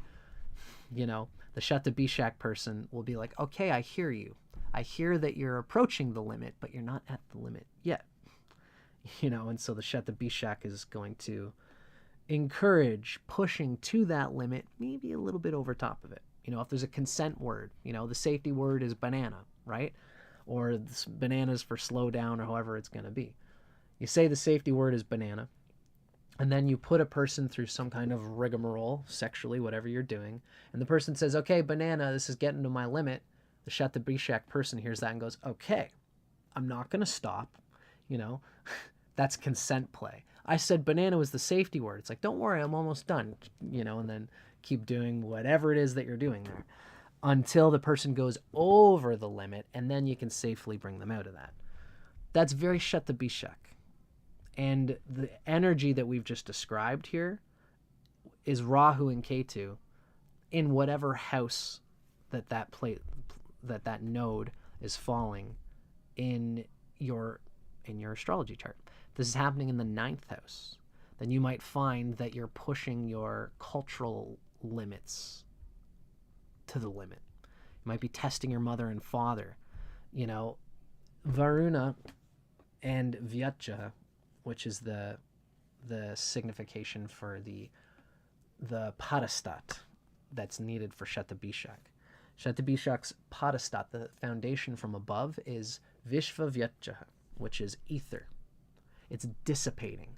It's this dissipation of the human brain and the human nervous system into the infinite ether of all things. There's really a quantum element to Shatabishak, as we've been kind of talking about.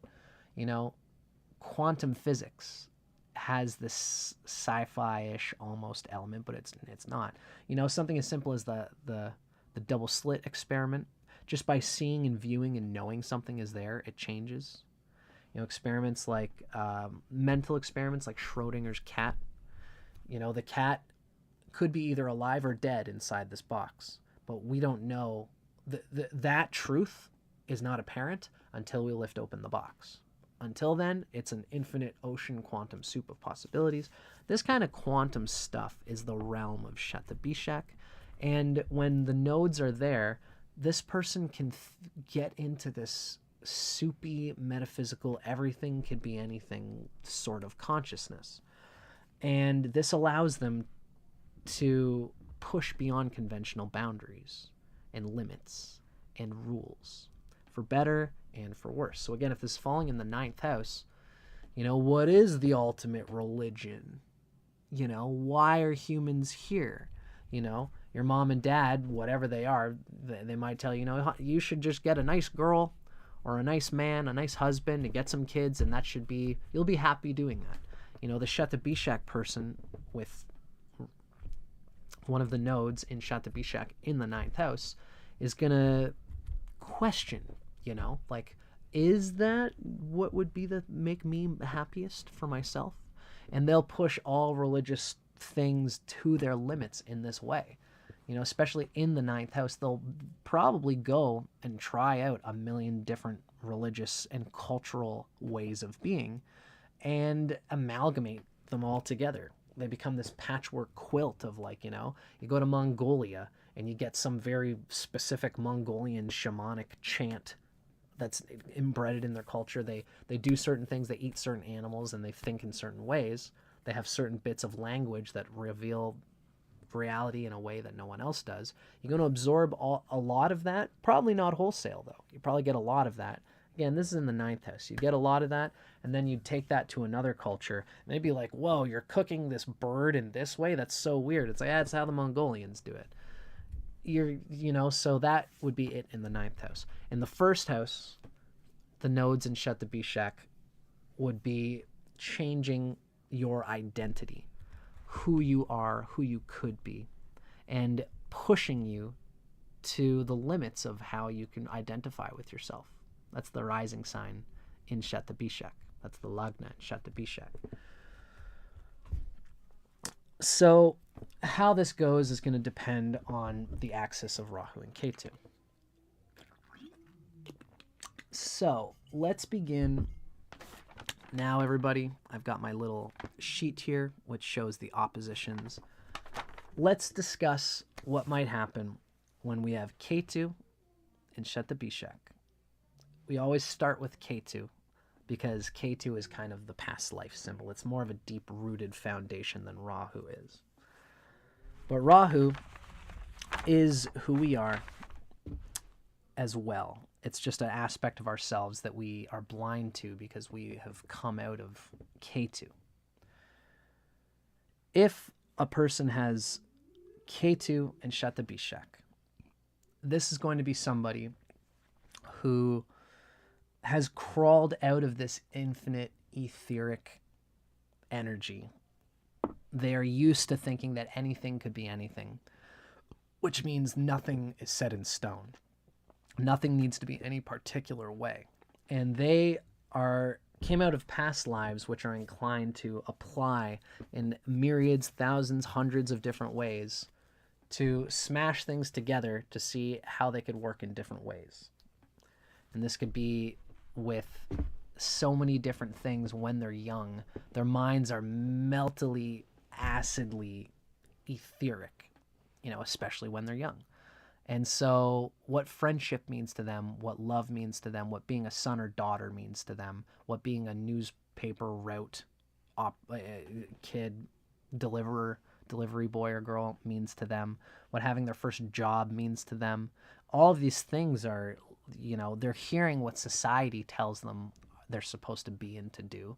And depending on the other things going on in their karma, there will be moments, depending on the house this falls in, where the Ketu, Shatabishak person melts things up and experiments with things based on their intuition that can carry them to ideas of how the world works that are very skewed.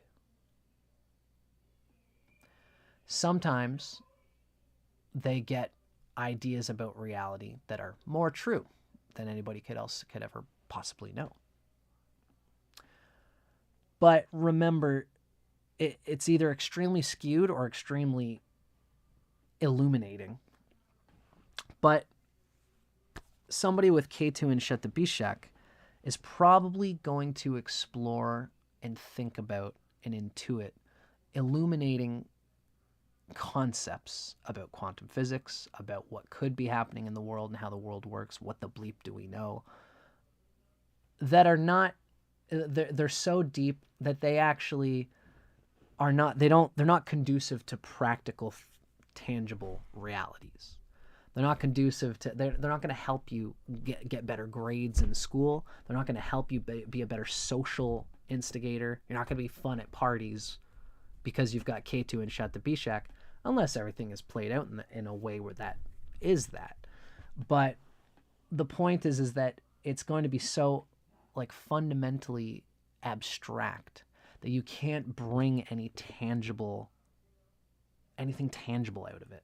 There needs to be a force or pressure of some other node to make your deep intuitive quantum soup of possibilities, the etheric dissipation of how things are supposed to work. Your ether dissolves the idea of how things are supposed to work. And now, in order to turn on a car, you got to turn the ignition key, you put it in drive, and then you put your foot on the accelerator pedal. If you can't do those things, you're not going to be able to drive the car. Taking this into your life, every human life has things in order to work well. When you have Ketu and Shatabishak, you might try to put your ignition on the accelerator pad and, doing things that don't make any sense for the experimental aspect of it, because that's how you are. But ultimately, the car's not going anywhere. This can be the problem with Shatabishak and with Ketu and Shatabishak. And it's the node of Rahu in either Magha or Purva Falguni that's going to show a little glimmer of something that's going to force you to dig into that Magha or Purva Falguni that is going to exercise your capacity for making Shatabishak's profound intuition, forcing it to be practical. Like, like Shatabishak can have fun putting food up its nose and slinging cherries with a slingshot at trees and doing everything but eating the food until the point comes when you get hungry. Then it's like, okay, I've put my food, I've used it to make art. I took the cupcake icing and made a painting with it. I shoved a raisin or two up my nose. I've done all these fun things to experiment outside the boundaries, but now I'm starving. So now I'm forced to do what everyone else wants me to do, which is to eat food like a normal human being. The Rahu placement is like that. It's going to say, okay, enough fucking around. You have to make your Ketu Shatabishak genius work for you, or else you're just spinning your wheels in the cosmic mud. So, for those with Rahu in the sign of Magha, this is now Rahu in the sign of Magha. It's the invested power. The power invested in forefathers relies on deploring to suppress deviance. And so the sutra reads in a way that authority figures are invested with daunting power, causing their enemies to lament and lose hope. Thus, their enemies give up and fall into defeat. We could also see it to mean authority figures invested with daunting power suppress deviance by condemning it. And really, there's this, with Rahu and Magha, this brings out the judge of Shatabishak. Varuna was considered to be the fair king of the ancient Vedas that you couldn't escape from. You couldn't escape from the karma of Varuna. So Magha is a power down hierarchical social hierarchy. And sometimes this is okay. There's aspects in reality where the person who earns authority and power, whether through dynastic lineage, my father was the father of my father's father's father's father's father was the owner of this business and this company and this corporation, and now I'm, you can be a despot child or whatever those things are called when you're, born into a legacy and you can be spoiled. That's part of Magha's whole thing. The tricky thing with Shatabishak, Ketu and Shatabishak, is that the Ketu and Shatabishak person always wants to spoil and ruin the Magha power hierarchy. And ultimately, with Ketu and Shatabishak, Rahu and Magha, the main thing to be conveyed is that you can be a person who enjoys power, who gets into a high position in society, can even really help society. You could be somebody, who barges in the door and completely rearranges and turns everything upside down, for better and for worse, employing the egotism of being a person in power. And the Shatabishak energy will completely melt and dematerialize and make everything work in a different way than everyone else expected. And this could be for better or for worse, depending on the sign lord of Rahu, the sign lord of Ketu. How are those placements ultimately doing in the chart? What other planets are falling in Magha or Shatabishak? All of these things are going to convey how that narrative works out. The Rahu and Magha person, it's worth indicating that Rahu, Ketu, and Saturn are anti-authoritarian. So when Rahu is in Magha, there can be pronounced clashes with conservative hierarchical powers. This is going to be especially so when you have Ketu and Shatabishak. Shatabishak is going to basically think like, who is this idiot to try and think he has power over other human beings when we are all one cosmic essence. We're all one being doing what we're doing. The Rahu and Magha person is not going to take any authority seriously. But Magha, power, deputation of power, is one of the 27 nakshatras. And so it's not entirely a bad thing. even in feminist circles where there's no paternal lineage and power hierarchy, everyone comes down to the equilibrium of the working man class, you know, that kind of communistic kind of consciousness. There's still something in Magha that is divine. It's one of the 27 nakshatras, and if wielded properly, power can be organized for good. And in the case of Ketu and Shatabishak, the Rahu and Magha power is deputed in order to help the world see beyond their limited conceptual frames of humanity. It's going to be an incredible evolutionary and revolutionary arc in this person. Now, that is Magha. That's when Rahu is in Magha. Next, we're going to think about when Ketu is in Shatabishak and Rahu is in the sign of Purva Falguni, the fruit bearer. The affectionate man approaching the fruit giver needs a wife for his manliness, needs the feminine principle for his masculine principle to be brought out. This is a very tantric nakshatra. It's very sensual. It likes to enjoy the fruits of life, and it likes to specifically, there's traditional gender roles at play with Purva Falguni, which is again interesting because Shatabishak is going to melt and dissolve all senses of everything. It can be a very profound thing when the Rahu in Purva Falguni person begins to think about what am I as a man or what am I as a woman? How does that relate to what I am in society? How does it relate to the dowry and what I'm going to share with my lovers, partners, and family and culture when I become embedded in my partners and my spouse's family? Any kind of business partnership, you know, sometimes there's a Tweedledee and a Tweedledum. Sometimes there's a person who is good at all the networking and then this person's good at the product development. And that's a duality that can be useful. These are the kinds of interplays that can be very useful. And Shatabishak is good at these kinds of combinations. The tricky thing with Ketu and Shatabishak is that it's going to think a million different ways about how those combinations can go. You know, I've been Tweedledee all this time and you've been Tweedledum, but now let's experiment with the Tweedledee and Tweedledum. You know, let me get into your world and you come into mine. And not everybody is going to be conducive to that.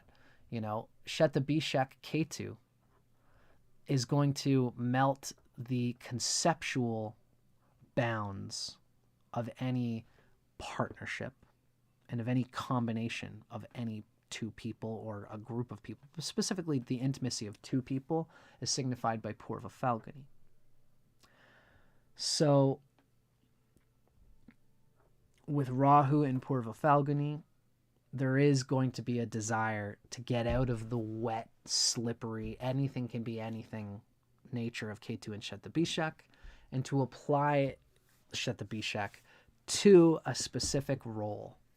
I'm alpha and you're beta, and then we can even switch if we want to sometimes, but to have that sense of things, it's going to make the dissolving pool of the Shatabishak more meaningful. Men are assertive and powerful, but need women to realize their full potential. The bull symbolizes the powerful man, and a field symbolizes the fruitful woman. And this is also relates to the male and female dimensions of the psyche. Now, Purva Falguni is good for creativity, productivity, fertility, sexuality, and romance. It's interesting that with Ketu and Shatabishak, there is an amorphousness to combining that can make them almost asexual, you know, having no gender, or they might be someone who plays on gender binaries in some way, where Rahu, it's particularly when Rahu is in Purva Falguni, there's a part of them that knows that they feel challenged to experience the polarities, because the polarities aren't a bad thing. They are just an instrument of music, you know. We could say, like, I love music, and I want to hear perfect music. We've got Ketu and Shatabishak. So when I hear a guitar, it's music, but it's not all music. That's not all the music that can be done. There's way more music than just this guitar thing. That's something Ketu and Shatabishak would say. You know, this doesn't inclusively contain all music.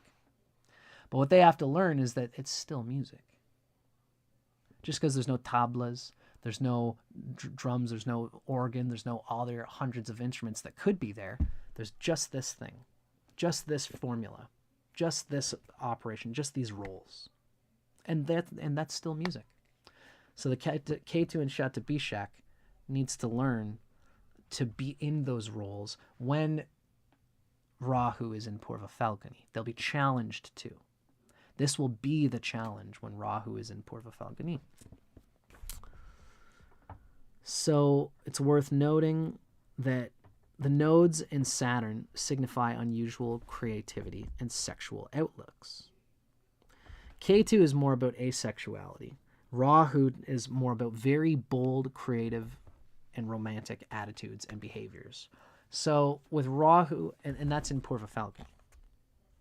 So when Rahu is in Purva Falguni, you know, the Ketu and Shatabishak of this person almost doesn't identify with any sexuality. So that's why they want to experiment hard when they do go into one. So them being a man, they might even try the bold flavors of, as a man, Rahu in Purva Falguni goes very hard on being a man, but then also explores being a woman and might have all the sorts of bed pleasures that involve with that, the attitudes that go along with that. And they keep their apples apples and their oranges oranges. This is my male experience. This is my female experience. They see them as these two separate concepts, and then they can deal with them as two separate concepts. This is how Shatabishak thinks. It sees them as concepts and then wiggles them together in experimental and conceptual ways, where their lover is just like, you know, like, how about we just eat the apple and not think about this whole cosmic thing? How about, like, when we get to bed together, you just be you and I'll be me, and that'll be that. But this is the Ketu and Shatabishak person. This is me thinking about, okay, I'm going to be a man today and you're going to be the woman and we're going to do it this way. Like, that can be how they think. I don't know. Again, maybe I got more Scorpio in me than my own good. But this makes sense because Purva Falguni would relate to sexuality in this way. And to bed pleasures and these kinds of things. Sensuality, partnering with people, roles, etc. That's going to be the main dynamic for Ketu and Shatabishak and Purva Falguni Rahu, is roles and the dissolution, the conceptual dissolution of roles, of formulas, of working together with someone, of sensuality, in order to experience them fully. It's like, you know, any man who's born a man, he sees social ideas about what a man is, and he applies them, and he never plays around with them. He might not have a full experience of it. It's like if you're born in America and you ask this person, have you ever been anywhere outside of America? And they say, nope, I don't need to. I already know America's the best. America's the only one that I need to be in. I already know America's the best, you know. You know, if you take that person, you put them in Japan for a couple of years, you put them in India for a couple of years, you put them in Canada for a couple of years, they'll have a better sense of why they love America so much. In the same way, you take a person who's always been a man, I don't need to experience anything else. I know being a man is what I am, and that's all I need to be. Well, if you put this person and you push them to explore with different modalities, they might enjoy being a man even more, because they've seen outside the context in their own lived experience from within themselves, right? So that, ladies and gentlemen, and everything in between, is Ketu and Shatabishak. Now, it's worth going through. Now that we've done that, let us now, for our final piece of the picture here, we are going to, this is my, I don't know, I guess this is just me making a flag for this next part of this video. We're now going to consider what it's like when we have Rahu in Shatabishak. Now, Rahu in the nakshatra of Shatabishak is going to be a little bit different depending on where Ketu is.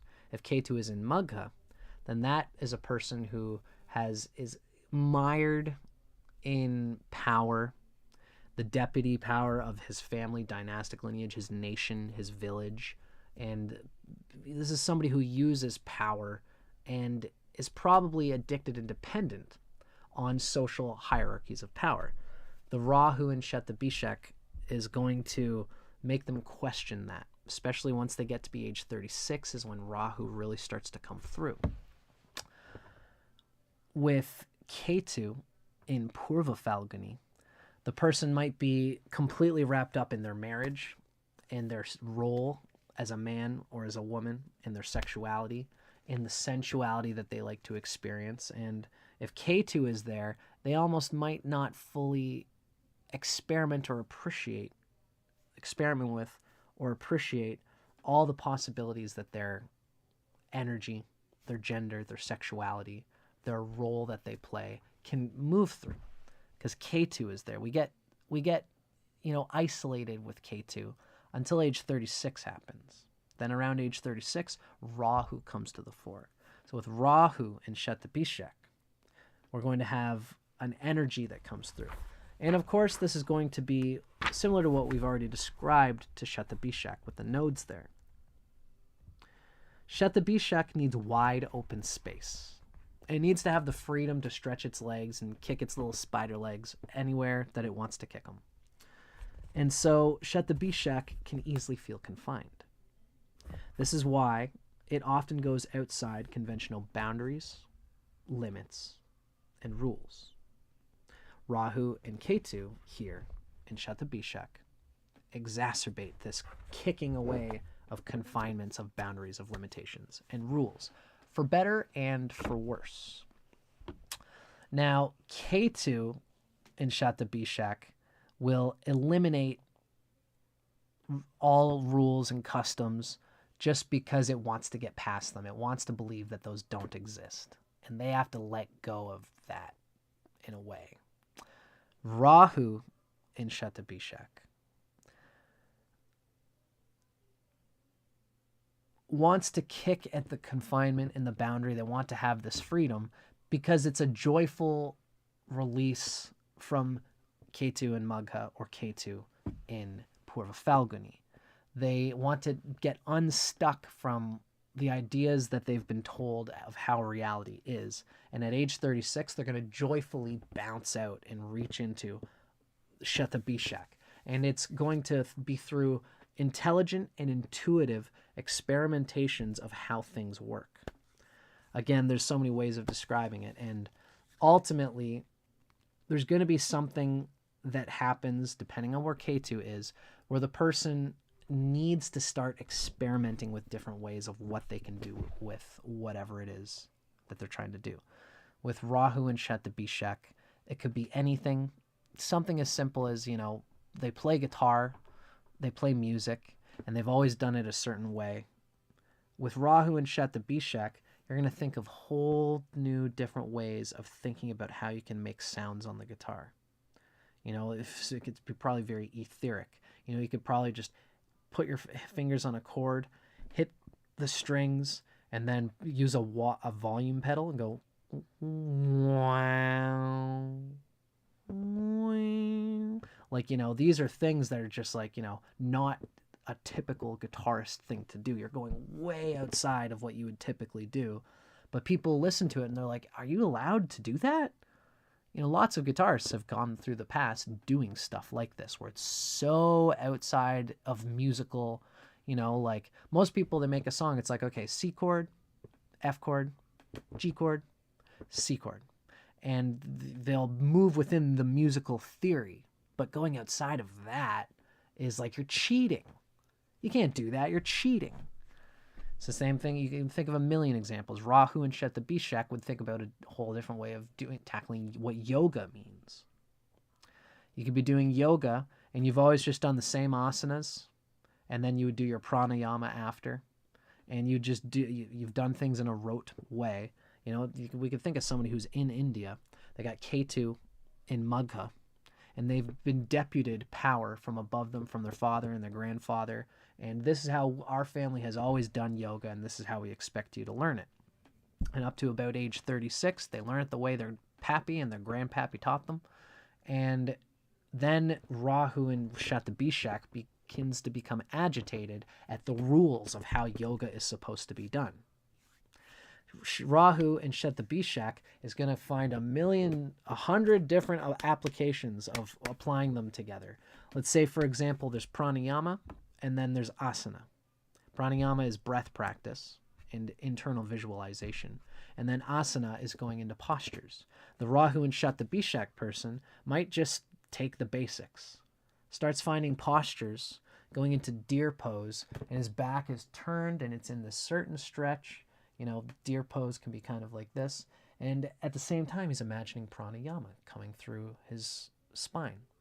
And he's working out the pranayama and nadis by being bent over in this sort of half bend posture.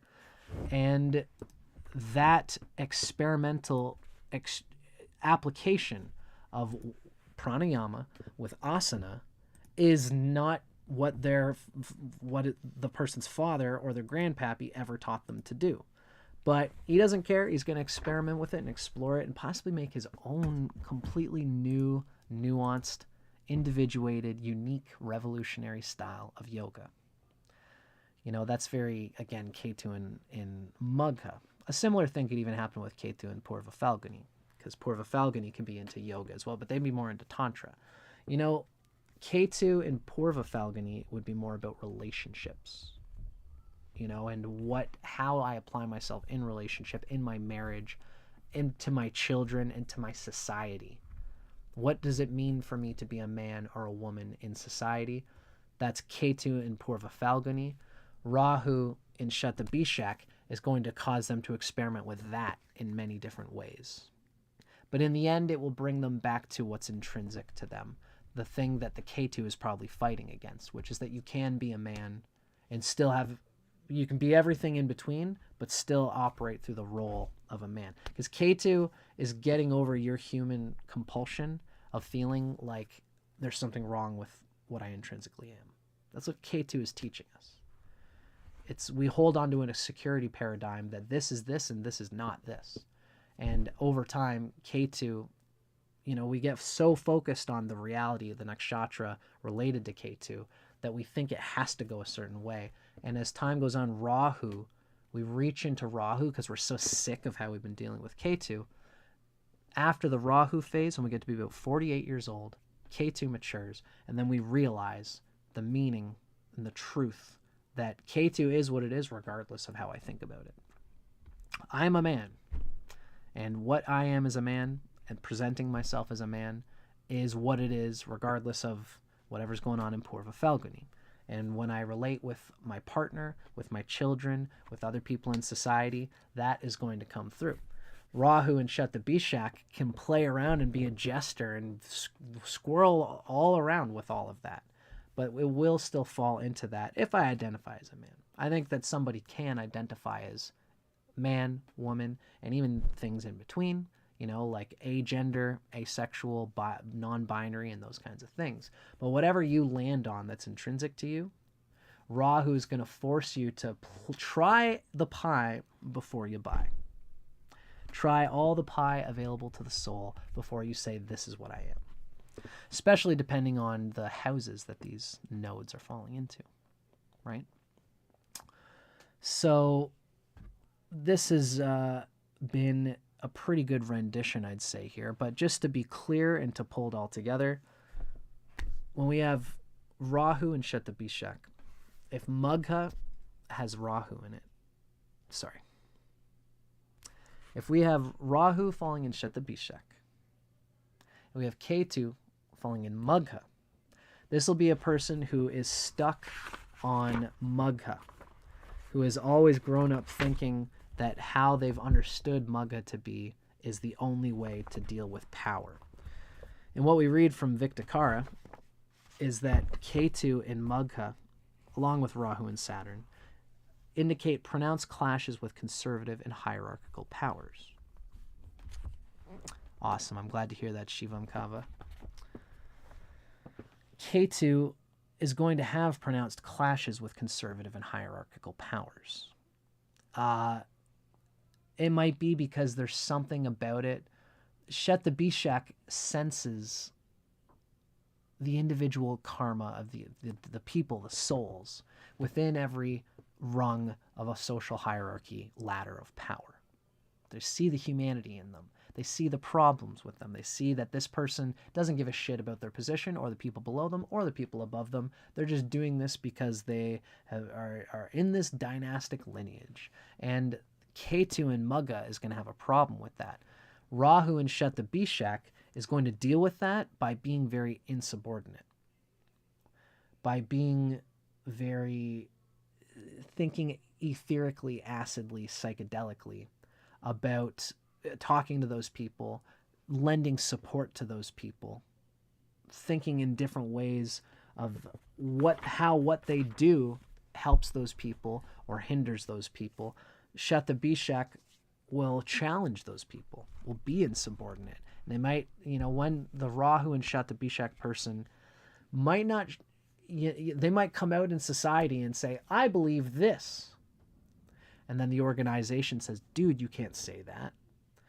This is an organization, let's say you've got Rahu and Shatabishak, Ketu and Magha. And with Ketu and Magha, you were born to a family that has a farm, and the farm has grown so big that now they do feedlots, where it's just a giant lot of cows. They don't get to eat grass anymore. All they eat is grain. And the cows are pushed, and it's very mechanical. It's become this big McDonald's of cows, where the cows there's so many of them, they don't give a crap about the actual cows. And this person with Ketu and Magha was born of the son of the owner of the company. And so he's in this very high position here. And he comes out at age 36, 37, when his Rahu and Shatabishak begins to open up. And he comes out and says, hey, everybody, I've decided that I'm a vegetarian. And the whole family's like, are you kidding me, dude? Do you know how bad that is for what we're doing? And there's this whole struggle. But if the person has good karma with Magha and Shatabishak, the Shatabishak person could actually revolutionize how those cows are dealt with. Because they could think in their head, if this company's not here, there's going to be some other company that's not going to give a darn about those cows. Shatabishak is going to think of new ways of how to keep those cows happy and healthy so that he can maintain his position as the Magha thing, but even play around with it. This is the energy that comes from Ketu and Magha, Rahu, and Shatabishak. And it can come out in way crazier different ways, especially when Ketu and Magha, their whole power paradigm, their security paradigm, is probably based on a very survival instinct of being in this family dynastic lineage. It could be a national thing. Their father could be a person in government. And so they would be harming their nation and lots of people by speaking their mind, the Shatabishak mind, of how the politics are fucked up, of how it's despotic and how this thing is super messed up. They can become a whistleblower, a person critical to the government organization, and now they're either going to get killed or they're going to get kicked out of the country, and people are going to tar and feather the person for questioning authority. But the Shatabishak, if it's doing well, will cleverly defeat the system while staying within the system so that they can undo the karma of the Magha power that they've inherited. That was nuanced. I really like how that turned out in my description just now.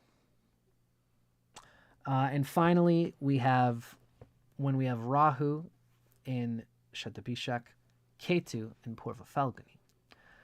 This is a position where Ketu in Purva Falguni, we're going to see, we've talked about how the main thing with Purva Falguni is the Nakshatra Sutra reads, the affectionate man approaching the fruit giver needs a wife for his manliness.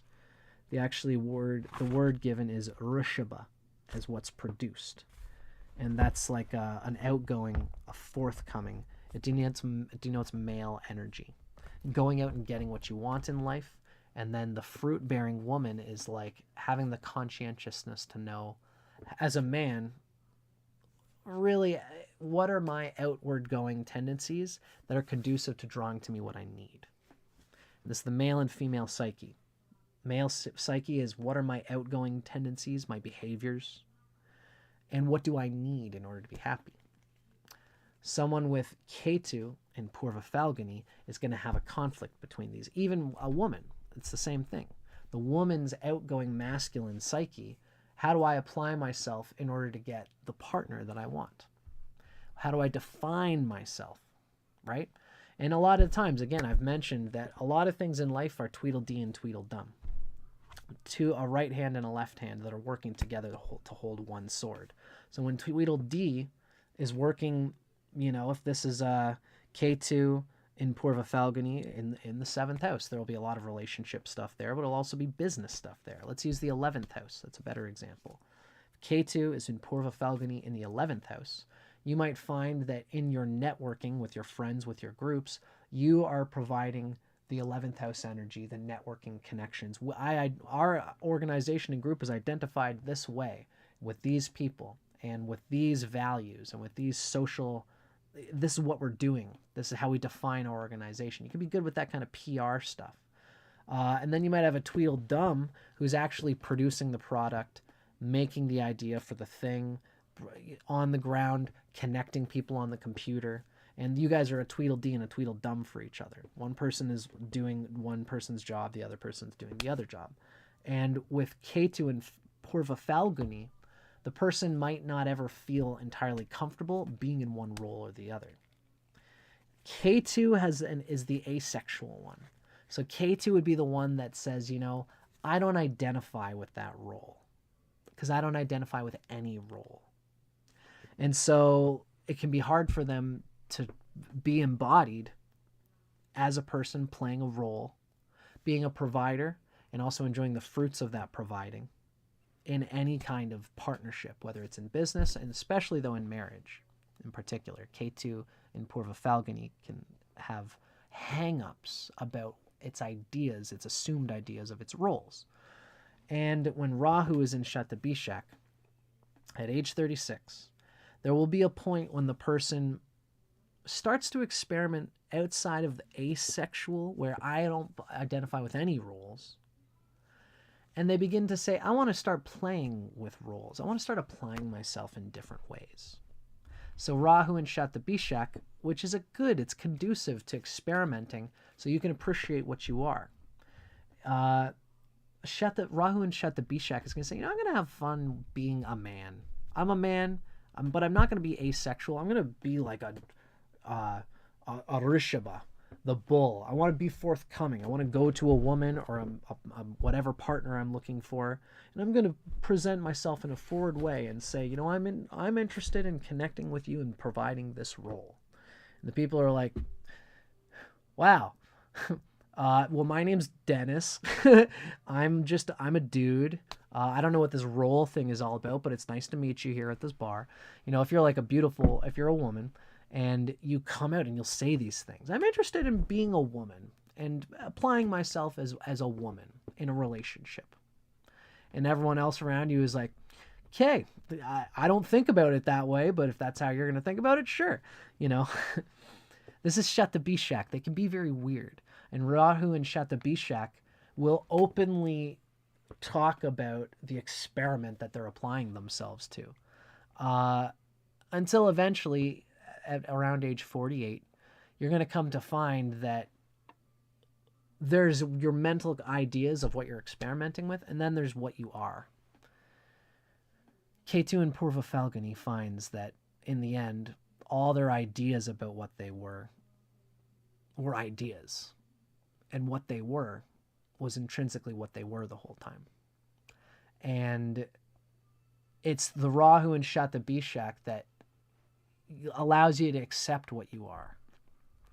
By experimenting in 100 ways of applying the formulas and the names and the concepts and trading them all and feeling what this one feels like and feeling what this one feels like, you end up with, first there is a mountain, then there is no mountain, than there is. This is the nature of seeking, the spiritual seeker. First, you are what you are already. Then you come into this, in this case, Rahu and Shatabishak period, where you could be 10,000 things. I could be everything. I could be nothing. I could try this role and that role and bounce and experiment with it in all different ways. Adding things to society, breaking down what society thinks about how things ought to be and who they are and who I am in relation to it all. So first there is a mountain, it's what you are. Then there is no mountain, which means that 100 combinings of concepts. But in the end, then there is just the mountain of what you are, what you were from the beginning. But now you can appreciate it. That's the best way to describe what's going to happen with Ketu in Purva Falguni and Rahu in Shatabishak.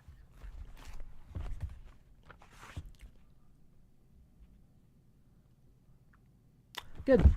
I feel good about that. Ladies and gentlemen, it has happened. And that was our rendition of Ketu and Rahu falling into the sign of Shatabishak, the nakshatra of Shatabishak. So thank you very much, everybody. And if you're enjoying my work, you can always check me out at dustincormier.com/subscribe. You can find my email address there, where you can email me if you would ever like to ask and find anything out about this from me. I do readings, and I'd be happy to move through this stuff with you. Thanks so much for watching.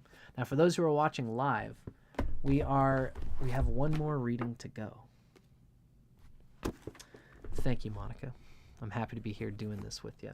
So we have one more reading to go, ladies and gentlemen. And this is coming from the divine forces of the lunar nakshatras as portrayed in the Vedas. This is by a wonderful author named Radha. And Radha is a sidereal Vedic astrologer. Oh, Monica, God bless you. See, my friend Monica here is always holding my life together. It is the women in my life who hold me together. And I thank you, Monica, my dear. So Monica is asking about tips. And I appreciate you very dearly for that, Monica.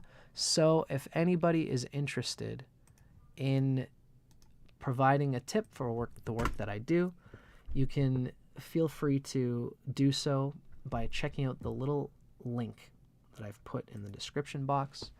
Or you can just go to paypal.me/DustinCormier91. And that would be the place where you can tip me, or you can tip me live here on the stream. And tips are always appreciated, but never expected. I love to just talk about the nakshatras and to share my work here with everybody. So thank you, everybody, and thank you, Monica, for being a part of this and being with me here. So let's call this our final reading for the day, for the moment. This is the divine forces of the lunar nakshatras as portrayed in the Vedas, written by somebody named Radha. Radha is a sidereal Vedic practitioner, and she, for what she does, she's very well researched. She brings all of her information from the Vedas, and this is the Rig Veda, this is the Yajur Veda, this is all of the Atharva Veda, as well as all of the Brahmanas and commentaries that come from that Vedic lineage of literature. She finds them all herself, digs into them, reads other books about these lineages of what the nakshatras are all about.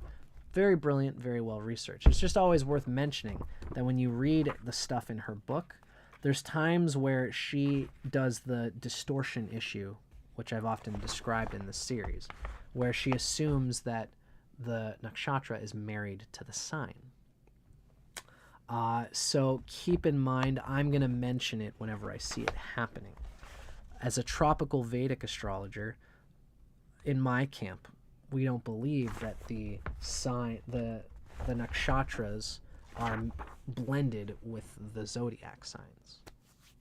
In the 24,000 year cycle that happens with the precession of the equinox, The first degree of Aries revolves around the nakshatras, the nakshatra wheel, which means that in certain times, a zodiac sign will be with a nakshatra, and then that'll revolve over time. So let's keep that in mind as we read her work. Ultimately, though, she's very good, and that's why I like to include her reading here. So this is our reading of the Shatabishak native. And this is somebody who has the moon or the lagna, the rising sign cusp, or any important combination of planets here. It could be the Atmakarika, it could be a stellium happening in Shatabishak, but the most important figure is the moon. The moon falling in Shatabishak Nakshatra would be the most relevant, then the lagna, the rising sign, and then everything else. So what we read with Shatabishak Nakshatra is, with its demonic Rakshasa jyotisha classification, Shatabishak is juxtaposed to Anuradha, because Varuna and Mitra, they're together on the nakshatra wheel, and they're considered to be like combined together. They represent two different sides of all vision, all seeingness. Shatabishak is kind of like beyond soul fusion and love. What is the reality of nature? Beyond our individual subjective experience.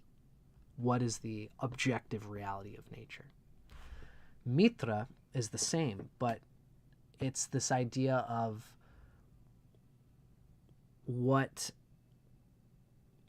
how is truth actually subjective? That's very much the Mitra thing, and that's Anuradha, by the way. Anuradha and Shatabishak are blended in this way. And so Anuradha is a divine nakshatra, a deva nakshatra, which looks at how love can conquer all despite how things are going. Shatabishak is a little bit more merciless. Ruled by merciless Varuna, Shatabishak Nakshatra gravitates towards the extremes in life. This may manifest on any or all levels: physical, mental, emotional, or spiritual.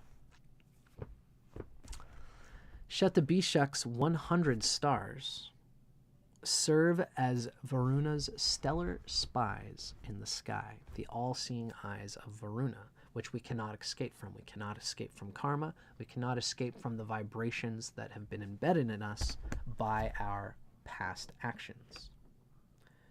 This is part of the whole concept of Shatabishak as this all-seeing king Varuna.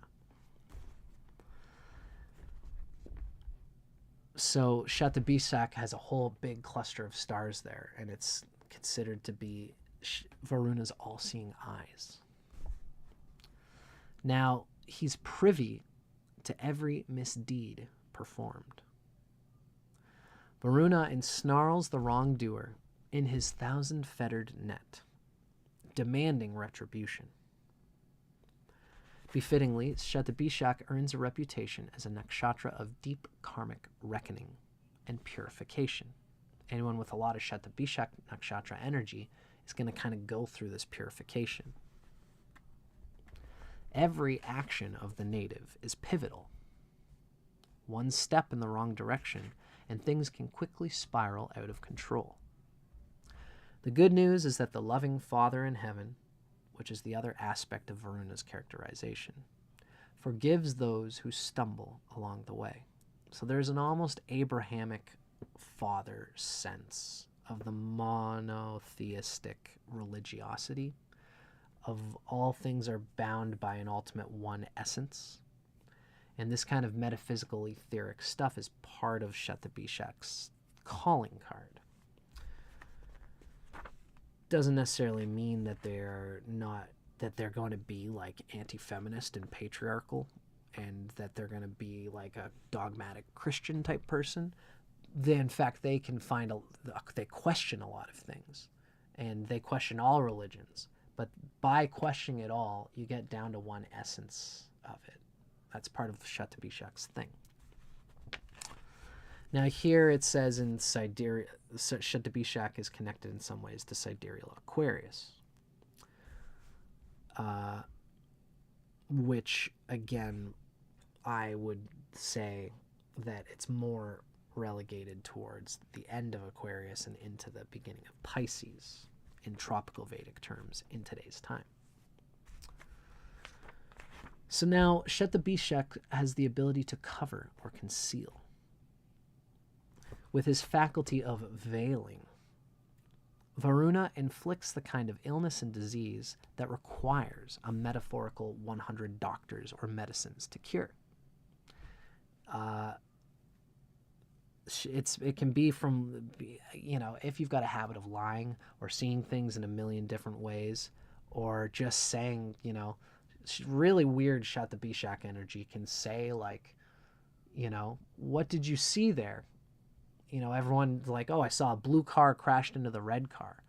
And then the Shatabishak person would be like, the cosmic wreckage of the universe. And the person would be like, what does that mean? It's like, what do you think it means?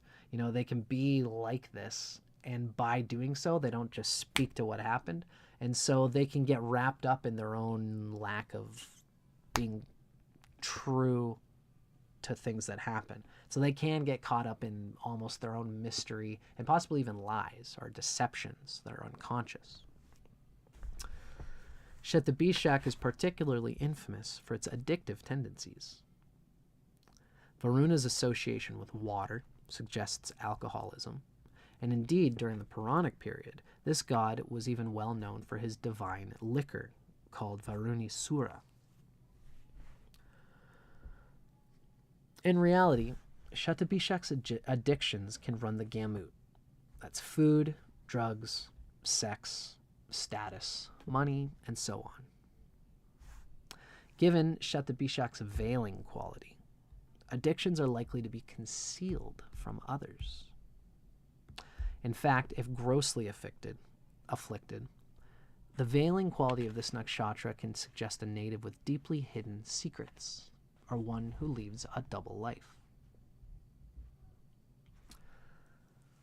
A devata with the faculty of veiling is equally adept at piercing through veils, and this accounts for the native's profound insight. This is the funny thing, how do I describe it? This is somebody whose brain can go in so many different places that it can sense beyond morals and ethics where things could go at any time. It's water flowing downhill. Water makes no apology when it comes down a mountain, and a roaring river can take out a village on the mountainside. Water is just doing water's gravity. It's nature. It makes no apologies on its way to the bottom of things. And Shatabishak can be like this. Almost the way I want to say it. It's not entirely true because not every Shatabishak person is this, but they can sense this. Is that, if you ever had somebody in your life, like if you're not somebody who steals a lot, you've never been a thief, you never thought about stealing, you don't even think about it, it doesn't even come to your mind. And you're walking around and somebody mentions to you, hey, I think that there are people in here who are stealing. I would not have thought of that, Or if somebody says, somebody says, hey man, we're in this public place, I wouldn't recommend you put your phone on the table there. Why not? Well, somebody could steal it. It's often the person who thinks about stealing, or even who will say, I think somebody stole this from me. If you're at the office and somebody comes and is like, hey, my phone is gone. Who stole my phone? I know that you stole my phone. And it's, man, my brain doesn't even go to that place. And 5 minutes later, he's like, oh, I found it. It fell to the side of my desk. His instinct to be to think someone stole might be because he's somebody who steals. I know somebody stole it because that's something I would do. Shatabishak, and it's the same thing with the liar. You know, if somebody who will point out people, I think you're lying all the time. If they're constantly doing that, it's because they might be a chronic liar. It's a projection, right? So not to say Shatabishak is somebody who would be a liar or a thief necessarily, but their brains go to that place. They might just not act on it. If they got good stuff going on with Shatabishak, they can empathize and sympathize with thieves and people who lie and are chronically like that. And they can see it because they've seen their own mind follow that pattern. They just didn't act on it. And this is Shatabishak. Their faculty of veiling is equally adept at piercing through veils. And this accounts for their profound insight into people's character. Don't be surprised if the Shatabishak native is a miraculous healer, a leading-edge researcher, or a brilliant detective. Such was the case with Jonas Salk, the moon in Rahu in Shatabishak. I mentioned this earlier in my Nakshatra Sutra video. Jonas Salk had the moon in Rahu in Shatabishak, according to Radha's research on his chart. Jonas Salk was an American scientist who relentlessly searched for a cure for polio. Refusing to acknowledge pure criticism, he relied on the theory of vaccinations to discover his breakthrough cure for polio. And people were agitated over Salk's obstinance. His mentor once told him, "Damn it, Salk, why don't you do things the way everyone else does them?" And then he found the cure for polio. It's worth noting that prior to his death, he was also diligently researching a cure for AIDS. Now, a good example of a native who displays a mix of Shatabishak attributes in their character is the renowned writer and literary critic Edgar Allan Poe, who had Shatabishak Venus and the moon in Shatabishak. It's interesting, the moon in Venus, the moon eats Venus, so we can see how some of the perverse character that is described here is coming not only from Shatabishak, but also the moon starving Venus. Edgar Allan Poe's fictional characters portray his own life as a mad genius and a tormented artist. As a literary critic, he was somebody who would give reviews and criticisms of other people's writings. As a literary critic, Edgar Allan Poe was accused of occasionally using prussic acid instead of ink, which means it was very harsh with how he criticized others' work. His critical reviews earned him the reputation as Tomahawk Man. Edgar Allan Poe viewed himself as having great mystery-solving skills, and even developed a keen interest in cryptography. Posting his cryptographic talents in the Philadelphia paper, Poe urged others to submit ciphers, which meant like a little poem or a riddle, in which he would then promptly solve.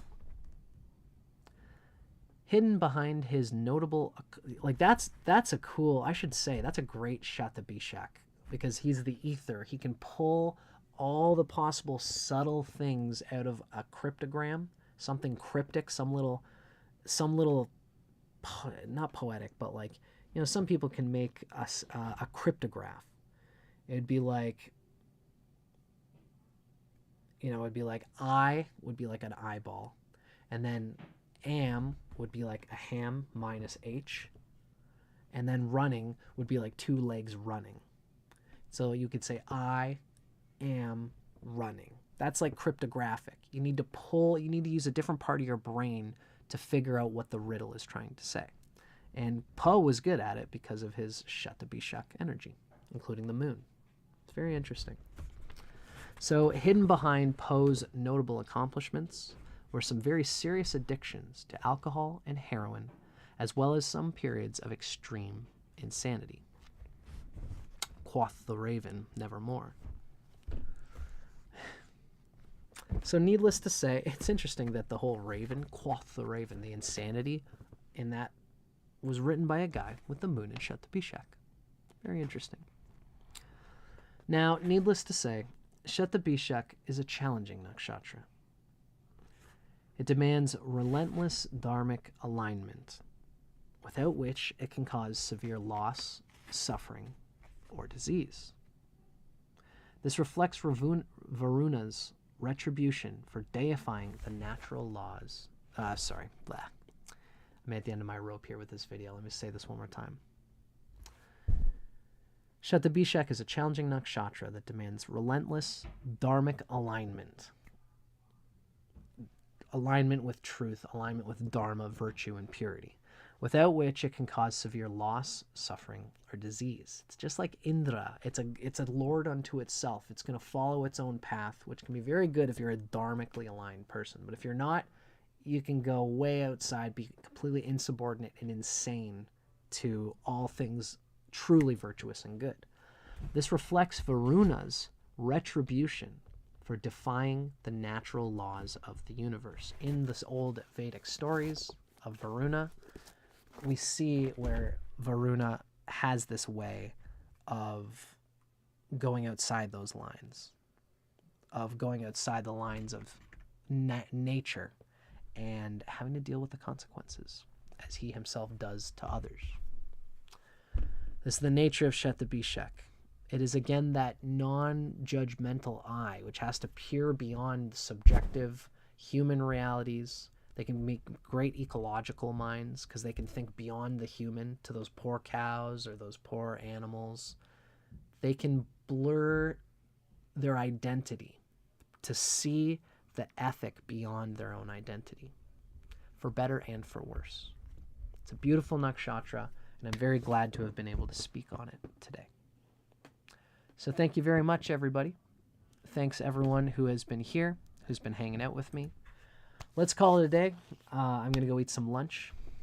And keep your eyes peeled because we're going to talk about Varuna as an extra, which you can find in the Nakshatra Sutras playlist that I have on my channel. And for anybody who's interested in my work further, join my email list at dustincormier.com/subscribe. And as well, you can feel free to email me, actually, at, let's see, I should have a thing here somewhere. Nope. Astrology@dustincormier.com. Email me anytime. Feel free to contact me for a reading, and I'd be happy to go through anything that you've seen on this video. Keep your eyes peeled. There's more nakshatra stuff, more stuff coming out in my world. I'm going to be producing my own books soon, and that's why if you want to be in touch for those, check out dustincormier.com/subscribe. You'll be able to possibly get in on being the first person to read it. You can get your a signed copy. All those kinds of fun things will be happening in my email list subscription. Thanks so much, everybody. I'm Dustin Cormier. This is How to Rock Astrology. Keep your eyes on the skies. Stay good.